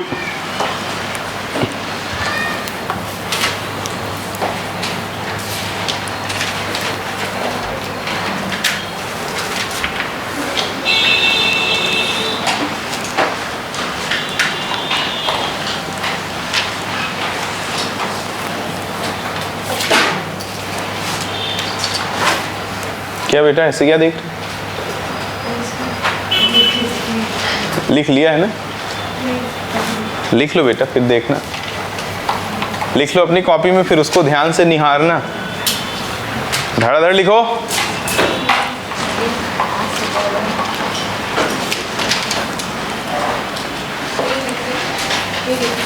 हाँ,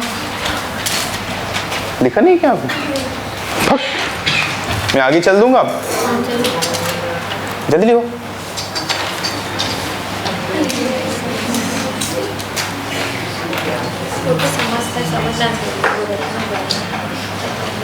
डन? सांगा सांगा, मुझसे डरने की जरूरत नहीं है। अच्छा आदमी हूं, आप एक बार पूछ के तो देखिए, मैं एक्सप्लेन करूंगा।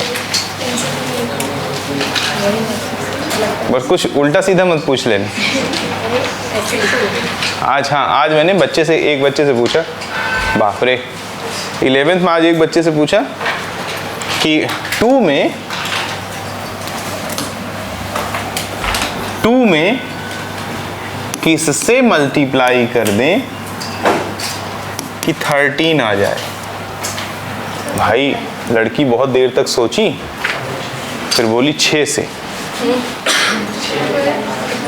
13/2 यार, 2 से 2 का आंसर हो जाएगा। एक तो से दिमाग को मतलब ये कहीं ना कहीं एजुकेशन सिस्टम और जो घर पे डिसिप्लिन है, बहुत बड़ा चैलेंज है ये सच बात है, आज सुबह की बात है। अब अगर इस लेवल का किसी का IQ होगा तो उसको साइंस पढ़ाना शायद 10 लाख उसका फीस लगना चाहिए, मिनिमम 10 लाख रुपए, और प्लस उसके पापा के जायदाद में आधा हिस्सा ये टीचर को मिलना ही चाहिए। इतना ऊपर उसकी श्रद्धा है, जो देना चाहे दे दे, इतना तो मिनिमम होना चाहिए। 10 लाख रुपए फीस और प्लस जो भी कुछ जायदाद है उसमें आधा हिस्सा। क्योंकि अगर 11वीं के बच्चे को मेरे को ये बताना पड़े कि 2 में किससे मल्टीप्लाई कर दें कि वो 13 हो जाए, एक बैलेंसिंग इक्वेशन पढ़ा, दिमाग बंद हो गया भाई। मैंने कहा बाप रे। फिर मैंने कहा चलो कोई बात नहीं, फिर मैंने सिखाया उसको, ऐसी बात नहीं, क्योंकि मेरा काम तो अल्टीमेट सपोर्ट करना ही है। तो जब मैं ये बता सकता हूं तो तुम क्यों संकोच कर रही हो, पूछो ना। वेरी गुड, आगे चलें, हेडिंग डाल दें पॉजिटिव डेविएशन, और जैसे जैसे नेगेटिव में लिखे हो वैसे सब कुछ किस में लिख डालो, पॉजिटिव। खाली यहाँ थोड़ा चेंज है, कहाँ पे, डेल जी वाले में। यहाँ ये स्पॉन्टेनियस होगा या नॉन स्पॉन्टेनियस, इसका डिसाइडिंग फैक्टर टेम्परेचर होगा। कोयल कुछ समझ में आया, पक्का? अभी का सिस्टम ही अच्छा है, सब पढ़ाना स्कूल वाला। नहीं, एक्चुअली क्या लाड प्यार अब पेरेंट्स ज़्यादा करने लगे। हाँ, पहले तो मारो था, और उसमें बच्चे पूरी तरह बिगड़ रहे हैं। लाड प्यार होना चाहिए, बट डिसिप्लिन अपनी जगह होना चाहिए। नहीं, हमारी इधर अभी भी नहीं है मारो। हाँ, गांव वगैरह में थोड़ा फिर भी कम है। एक्चुअली जो माइग्रेटेड लोग हैं, जैसे गांव छोड़ के शहर में रह रहे हैं और जॉइंट फैमिली में नहीं रह रहे हैं, तो उनके पास कौन है, बीवी है, बच्चा है, तो उनका पूरा प्यार किस पे चला जाता है, बच्चे पे। बीवी पे तो जाता ही है।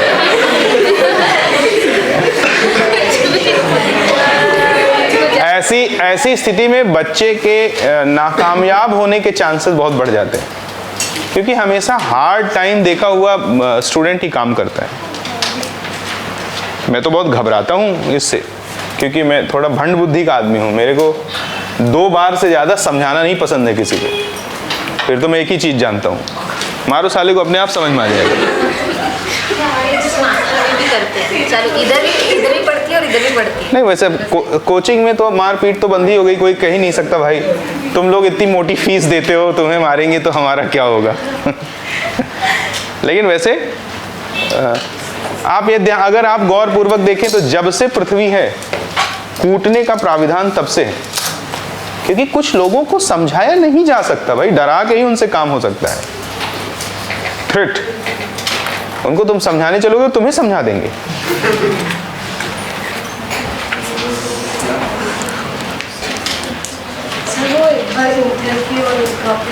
बिल्कुल बता देंगे बेटा।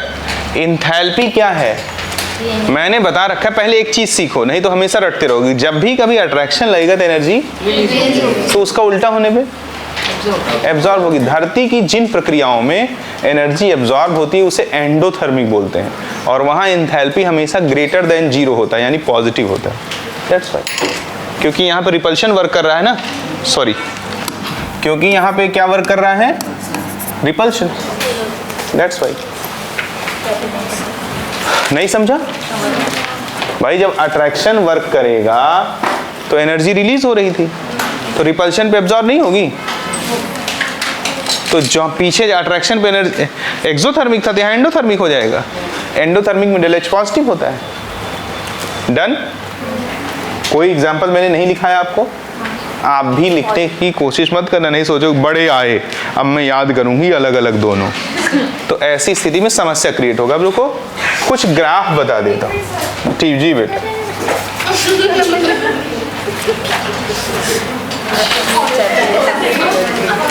लवकर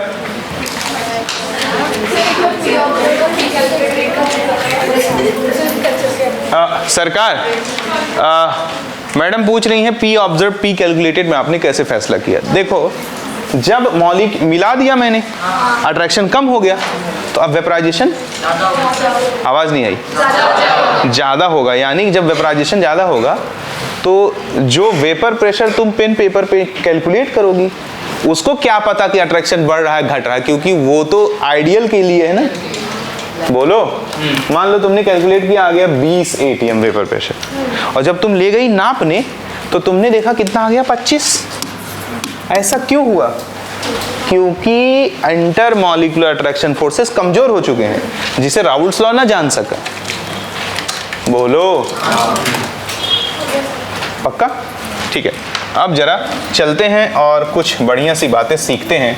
हर कंटेंट का सबसे मेन पार्ट क्या होता है? आवाज नहीं आई, क्वेश्चन होता है। सबसे मेन पार्ट है क्वेश्चन। तो अब हम लोग कुछ क्वेश्चंस देखेंगे किस पे? आइडियल गैस और non ideal, sorry ideal solution और नॉन आइडियल। क्या कह रहे हो? ग्राफ? हाँ, ग्राफ बताने वाला था, अब तो आगे बढ़ गया, बता दूंगा। अभी कुछ नहीं करना है। आइडियल गैस का जो हमने ग्राफ बनाया था याद है तुम्हें? सारी लाइन के ऊपर चंद्रमा बना दोगे पॉजिटिव डेविएशन, और सारी लाइन के नीचे चंद्रमा बना दोगे तो अभी बना देता हूं, डोंट वरी। सरकार ये कुछ क्वेश्चन है, अब आप लोग जो है बिल्कुल ऐसे बैठ जाएं कि जैसे लगा है कोई पैदा ही ना हुआ हो।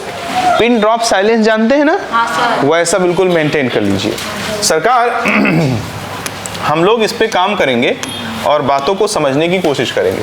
कहता है consider a binary mixture of volatile liquids if XA is 0.4, the vapor pressure of the solution is 580 torr। अब बात करते मत दिखना बेटा।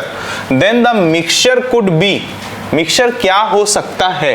तो जरा देखो, सबसे पहले हम लोग कैलकुलेट कर लेते हैं। P सॉल्यूशन कैलकुलेट करोगे तो PA not minus PB not into XA और प्लस PB नॉट करना पड़ेगा। बोलो हाँ। PA नॉट की वैल्यू कितना दिया हुआ है? 300 टॉर दिया हुआ है। PB नॉट की वैल्यू 800 टॉर दिया हुआ है। XA कितना दिया है? 0.4 और प्लस PB नॉट कितना हो जाएगा? 800। यहाँ जब तुमने -500 आया, इसको 0.4 से जब तुम मल्टीप्लाई करोगे और 800 में जोड़ोगे तो कितना हो जाएगा? 0 0 5 चौका 20। बोलो हाँ। माइनस का 200 हो जाएगा, दहाड़ के बोलो, और प्लस 800, यानी कि P सॉल्यूशन जो आया 600 के बराबर आया। किसके बराबर आया? 600। ठीक है। जबकि दिया कितना है P सॉल्यूशन? कितना दिया है? यानी कि आया है 580 ऑब्जर्व्ड, और कैलकुलेट करने पे कितना आ गया? तो P ऑब्जर्व्ड और P कैलकुलेटेड में कौन बड़ा है? यानी उनके मॉलिक्यूलों के बीच में रिपल्शन लग रहा है। अबे एक कंटाप दूंगा, क्या लग रहा है? अगर रिपल्शन लग रहा होता तो कौन बड़ा हो जाता? पक्का ना? उनके मॉलिक्यूलों के बीच में क्या लग रहा है? अट्रैक्शन। तभी तो ऑब्जर्व्ड वैल्यू कैलकुलेटेड से कम हो गई ना। आवाज नहीं आई। तो अट्रैक्शन लग रहा है नेगेटिव डेविएशन।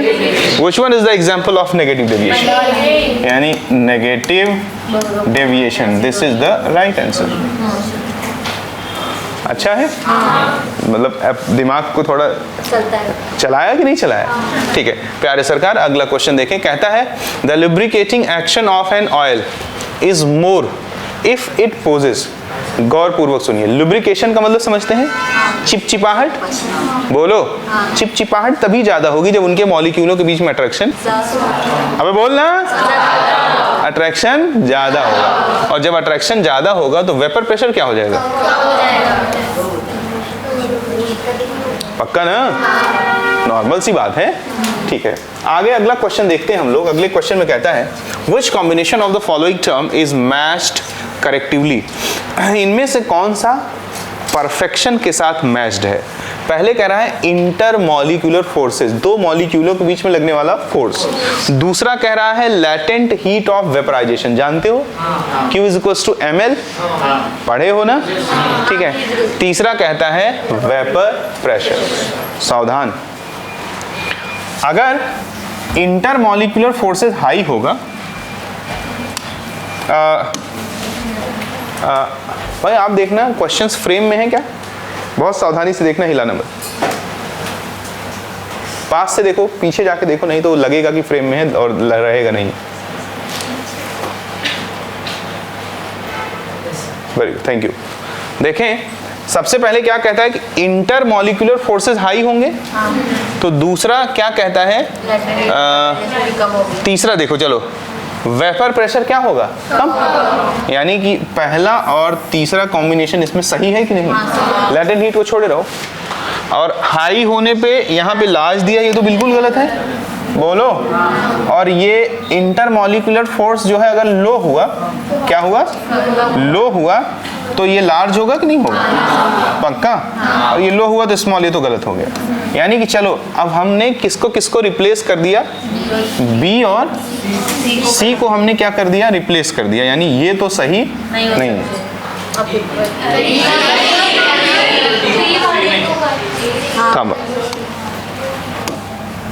देखो ये हाई होगा जब, तो ये स्मॉल होगा, क्योंकि जब ज्यादा अट्रैक्शन होगा तो वेपराइजेशन कम होगा ना, यानी ये करेक्ट हो सकता है। इसके हाई होने पे लार्ज होगा, ये इनकरेक्ट है। इसके लो होने पे लार्ज होगा, ये भी करेक्ट हो सकता है। इसके लो होने पे स्मॉल होगा, ये इनकरेक्ट है। यानी मैंने जिस क्वेश्चन में तुक्का मारने पे 25% के चांस थे, जरा सी जानकारी के बदौलत वहां अब चांस कितने हो गए, 50%। अब जरा देखिए, इंटर मॉलिक्यूलर अट्रैक्शन फोर्स अगर हाई है तो लैटेंट हीट ऑफ वेपराइजेशन कमजोर होगा, या जब इंटर मॉलिक्यूलर अट्रैक्शन फोर्स लो है, बोलो, तब कमजोर होगा। यही फैसला करना है हमको। जरा लैटेंट हीट ऑफ वेपराइजेशन का फार्मूला जानते हो, या लैटेंट हीट ऑफ वेपराइजेशन का मतलब समझते हो? एक मोल लिक्विड को एक मोल वेपर में कन्वर्ट करने के लिए जितनी एनर्जी लगती है वही क्या कहलाती है, पक्का ना, या एंथैल्पी ऑफ वेपराइजेशन। नहीं समझा? अब जरा गौर पूर्वक सुनो, जब अट्रैक्शन ज्यादा होगा तो किसी लिक्विड को वेपर में कन्वर्ट करने के लिए लगने वाली हीट कम होगी कि ज्यादा? बहुत ऑब्वियस है। यानी कि जब इंटरमॉलिक्यूलर अट्रैक्शन फोर्स हाई होगा तो ऐसी स्थिति में ये क्या होना चाहिए, जबकि यहाँ वीक दिया है, इसलिए ये गलत है। और ये देखो लो होने पे लो दिया है ना, that's why it is right. नहीं समझा अच्छे से? Any cross opinion? नेक्स्ट इसको देखें, कहता है total vapour pressure of a mixture of 1 mole of A जिसका PA0 दिया है एंड 2 मोल ऑफ बी जिसका PB0 दिया है is 200 torr. In this case देख लेते हैं, पहले कैलकुलेट कर लो। P सॉल्यूशन क्या होगा, PA0 minus PB0 into XA plus PB0 होगा। PA कितना दिया बेटे, 150, PB कितना दिया है 240, XA कितना दिया है 1 मोल ऑफ A यानी 1/3, और प्लस PB0 कितना हो जाएगा 240। बोलो हाँ, ये 90 हो गया इंटू 1/3 हो गया प्लस 240 हो गया। बोलो हाँ, ये -30 प्लस 240 कितना आ गया 210, जबकि दिया कितना है, यानी P ऑब्जर्व जो है वो 200 है और P कैलकुलेटेड कितना है 210, यानी P कैलकुलेटेड बड़ा हो गया P, तो पॉजिटिव डेविएशन होगा। अच्छा, बीच बीच में मैं चेक करता रहता कि सो तो नहीं रहे हो। अगर कैलकुलेटेड वैल्यू ऑब्जर्व से ज्यादा आ गई यानी ऑब्जर्व वैल्यू कम हो गई ना, इसका मतलब इनके बीच क्या लग रहा है, यानी क्या एग्जांपल है, नेगेटिव डेविएशन, पक्का ना। कौन सा चलो, there is positive deviation, no. There is negative deviation, yes. There is no deviation, no. और ये क्या कह रहा है, बक मॉलिक्यूलर आल्सो रिक्वायर्ड, समझ में आया क्या? आगे कहता है which of the following is less than 0 for ideal solution. चुप रहना, चल which of the following is less than 0 for ideal solution. Delta G is the right answer. Delta G mixing ही क्या होगा, less than 0. Thank you, very good. बैठ जाओ. Next question, question number 6. खड़े होंगे हमारे जो है फाइटरों में से किसी एक को उठा दो. Prachi, which of the following shows negative deviation from Raoult's law. सावधानी से. नेगेटिव डेविएशन में एसिड और वाटर होता है, वो तो नहीं है. क्लोरोफॉर्म और एसीटोन है क्या?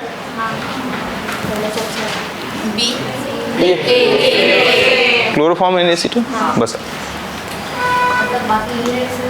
नेक्स्ट चलो भाई सेजल, क्वेश्चन नंबर 7.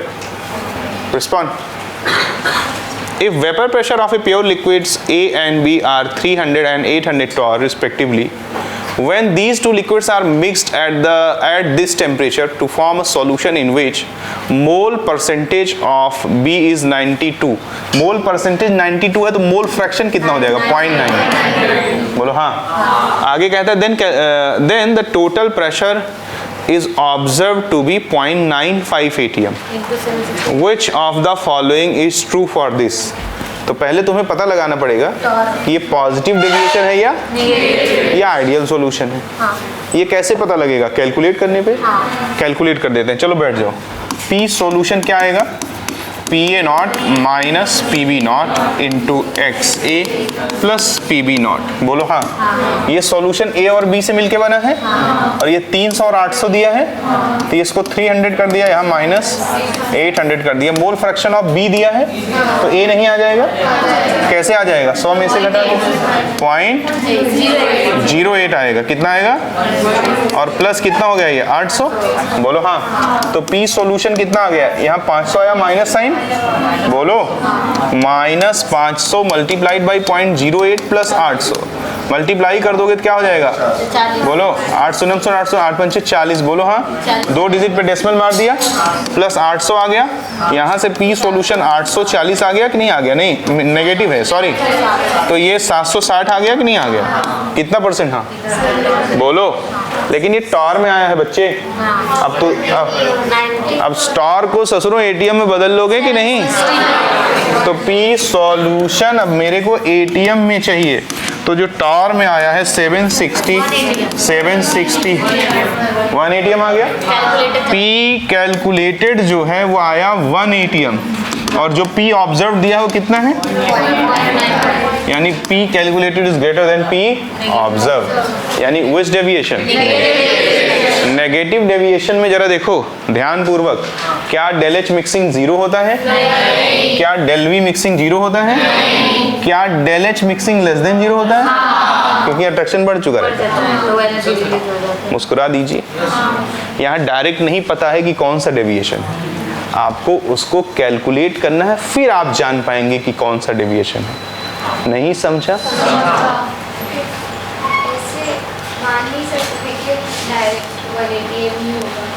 क्यों मान सकते हैं?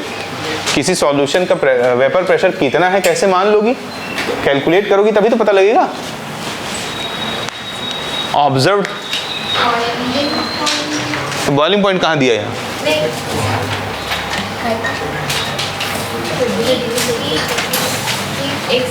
तो वो अलग अलग टेम्परेचर की बात है ना. बॉइलिंग पॉइंट के बराबर, बॉइलिंग पॉइंट पे वेपर प्रेशर एटमॉस्फेरिक प्रेशर के बराबर होता है. बट मैंने यहाँ कहा कि इसे मैं बॉइलिंग पॉइंट पे निकाल रहा हूँ.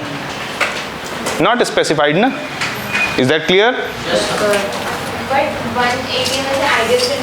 नो, इट डिपेंड्स कि कब हो रहा है, किस टेम्परेचर पे हो रहा है, किस जगह पे हो रहा है. ठीक है आगे चलें. यानी कि देखो ये क्वेश्चन बहुत ही स्मार्ट और ट्रिकी है. पहले आपको कैलकुलेशन से जानना. हाँ आगे बैठ के बात करिए मत. पहले यहाँ कैलकुलेशन से क्या करना पड़ेगा? जानना पड़ेगा क्या कि ये पॉजिटिव डेविएशन है या उसके बाद फैसला लेना पड़ेगा. देखिए आगे चलें, ध्यान पूर्वक देखें. समझ में आ रहा है कोयल? पक्का ना? झूठ मत बोलना. ठीक है, अगला देखें, for an ideal solution of two component A and B which of the following is true. Ideal solution के लिए 0 होगा क्या? नहीं। ये ग्रेटर देन 0 होगा क्या? A B interaction is strong then, गलत, ये बराबर होगा। आइडेंटिटी का सिमिलर होगा। That's it. Question number 9। Question number 9 क्या कहता है? The vapour pressure of the solution of two liquids A and B is found to be 100 mm Hg. If X is 0.4 then result shows that। चलो खुद से करो इसको।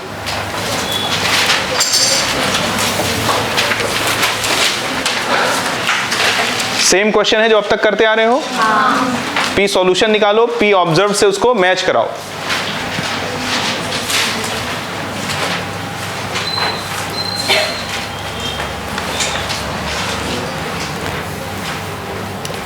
देखो ये गिवन वैल्यू दी है, देखो ये देखो, कैलकुलेटेड निकालो और देखो वो उससे बड़ी आ रही, छोटी आ रही, बराबर आ रही।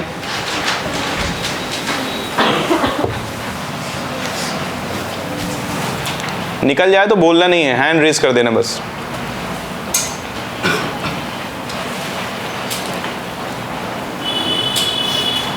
तो कल कितना रुपया जीती हो रही?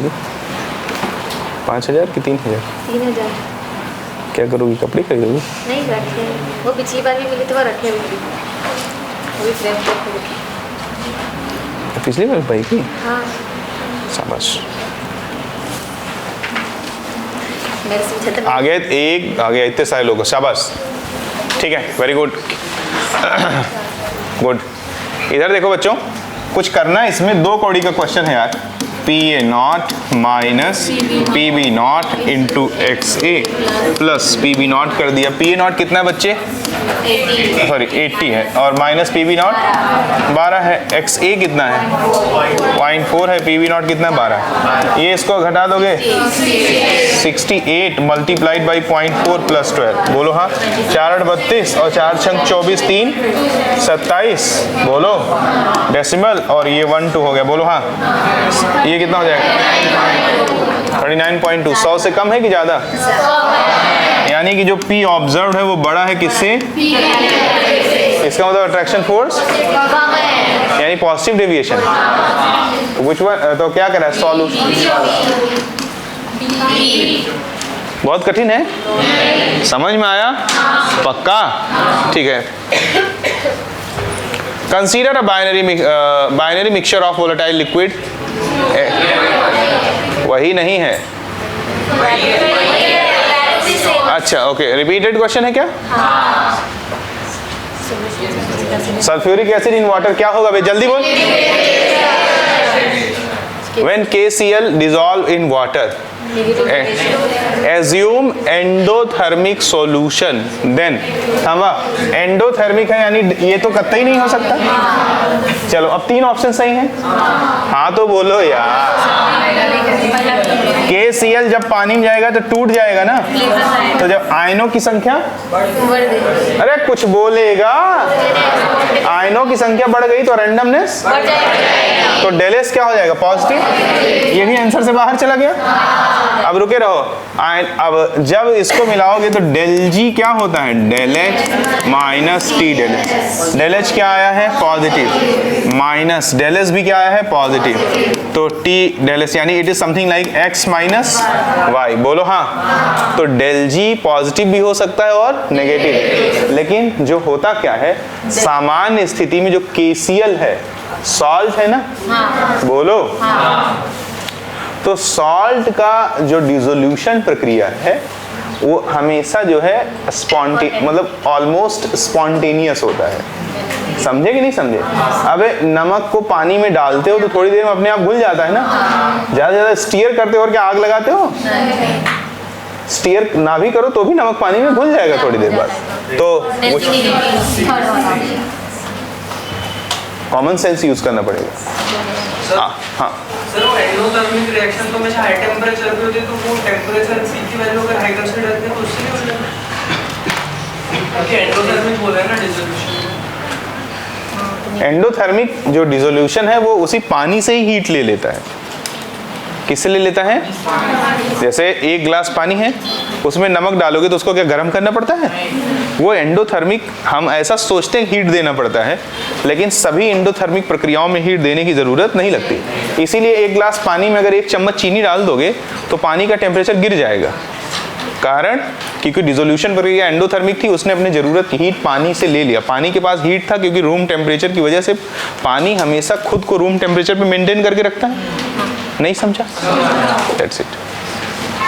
आपका सोचना गलत नहीं था वैसे। आगे क्वेश्चन नंबर 3 देख लेता हूँ कितने हैं, 13, 14, ओहो 50। चलो जल्दी जल्दी करो, जल्दी जल्दी बोलो, धड़ाधड़। The dissolution process is exothermic when energy released in solvation exceeded the energy used in the breaking up to solute and solvent interaction। ये तो तुम्हें समझ में नहीं आ रहा होगा। कह दो सर मैं तो फुद्दू चंद हूँ, मुझे समझ में नहीं आता है। अबे सॉल्वेशन एनर्जी वही है हाइड्रेशन एनर्जी, समझे कि नहीं? जब सॉल्वेंट वाटर हो जाता है तो उसे ही क्या बोल देते हैं? हाइड्रेशन। जब कुछ और होता है तो उसे ही क्या बोलते हैं? सॉल्वेशन। अब जरा सुनना, अगर घुलने के बाद क्या बोला? रिलीज होने वाली एनर्जी घुलने से पहले चीजों को तोड़ने में लगने वाली एनर्जी से ज्यादा नहीं हुआ तो घुलेगा क्या? पीछे मैंने बता रखा है, नहीं समझा? इधर देखिए, ऐसे बता देता हूं। जैसे देखो, मान लीजिए NaCl है, इसको तोड़ने के लिए जो हीट लगती है उसे क्या बोलते हैं? Lattice enthalpy. तोड़ने के बाद जो एनर्जी मिलती है उसे क्या बोलते हैं? उसे सॉल्वेशन एनर्जी भी बोल सकते हैं, हाइड्रेशन एनर्जी बोलते हैं। बोलो हाँ। तो जब टूटने के बाद मिलने वाली एनर्जी तोड़ने के लिए लगने वाली एनर्जी से ज्यादा नहीं होगी तो टूटेगा क्या? तो वो क्या कहता है? The dissolution process is exothermic है। एक्सोथर्मिक यानी जो रिलीज्ड एनर्जी है वो लगने वाली से क्या है? ज्यादा। अबे बोल ना, लगा कहीं 20 और मिला 50 तो ओवरऑल -30 हो गया ना। तो जरा देखो पहले में क्या कहता है? The energy released in solvation exceeds the energy used in breaking. यही सही है। तोड़ने के लिए जो एनर्जी यूज हुई है उससे ज्यादा एनर्जी रिलीज होगी कहां पे? सॉल्वेशन में। Solvation is hydration, hydration is solvation. जब कोई भी सॉल्वेंट हो तो उसे सॉल्वेशन बोलते हैं, जब कोई वाटर पर्टिकुलर सॉल्वेंट ले लिया जाए तो उसे हाइड्रेशन बोलते हैं। चक्कर आ गया? नहीं। पता नहीं आया कि नहीं समझा? अब कुछ साइंस को लेके समझ होगा तब समझेगा ना। बोलो, बहुत बोल चुका हूं, इतना ज्यादा नहीं बोल पाऊंगा। Which of the following is less than 0 for ideal solution? ये ग्रेटर देन 0? पक्का ना? चलो साहिल हो, एसीटोन इन CH2 कैसा डेविएशन देगा? यस, क्योंकि इन्होंने तुरंत पकड़ लिया आइडियल और नेगेटिव नहीं है तो ये पॉजिटिव देगा। CCl4 बेंजीन, CCl4 और CHCl3 नेगेटिव। हमें वो एसीटोन था positive, water in ethanol positive और पॉजिटिव कंटाप दूंगा। ये एसिड है और ये क्या है बे? पायरिडीन है, बेस है ना। अबे पायरिडीन के नाइट्रोजन, इसके पास लोन पेयर है ना, तो उसका H+ जैसे एनिलीन पे अटैक किया था इस पे कर देगा, नेगेटिव डेविएशन होगा ना। नहीं समझा? एग्जैक्टली सेम जैसे एनिलीन में किए थे मेरे बेटे। ये तो नेगेटिव होगा और ये आइडियल और ये तो क्या कर रहा है? How many of the following solution shows negative deviation from the Raoult's law? 2। How many positive? 4, 5, 6। How many ideal? 1। नहीं समझा? तुम्हें क्या लगता है कि इससे भी बेहतर कोई कुछ और पढ़ाया जा सकता है? कुछ पढ़ाया नहीं जा सकता इससे बेहतर। गलत लगता है अगर आपको लगता है तो ठीक है, मुस्कुराओ, आज के लिए इतना पर्याप्त है। टाइम हो गया?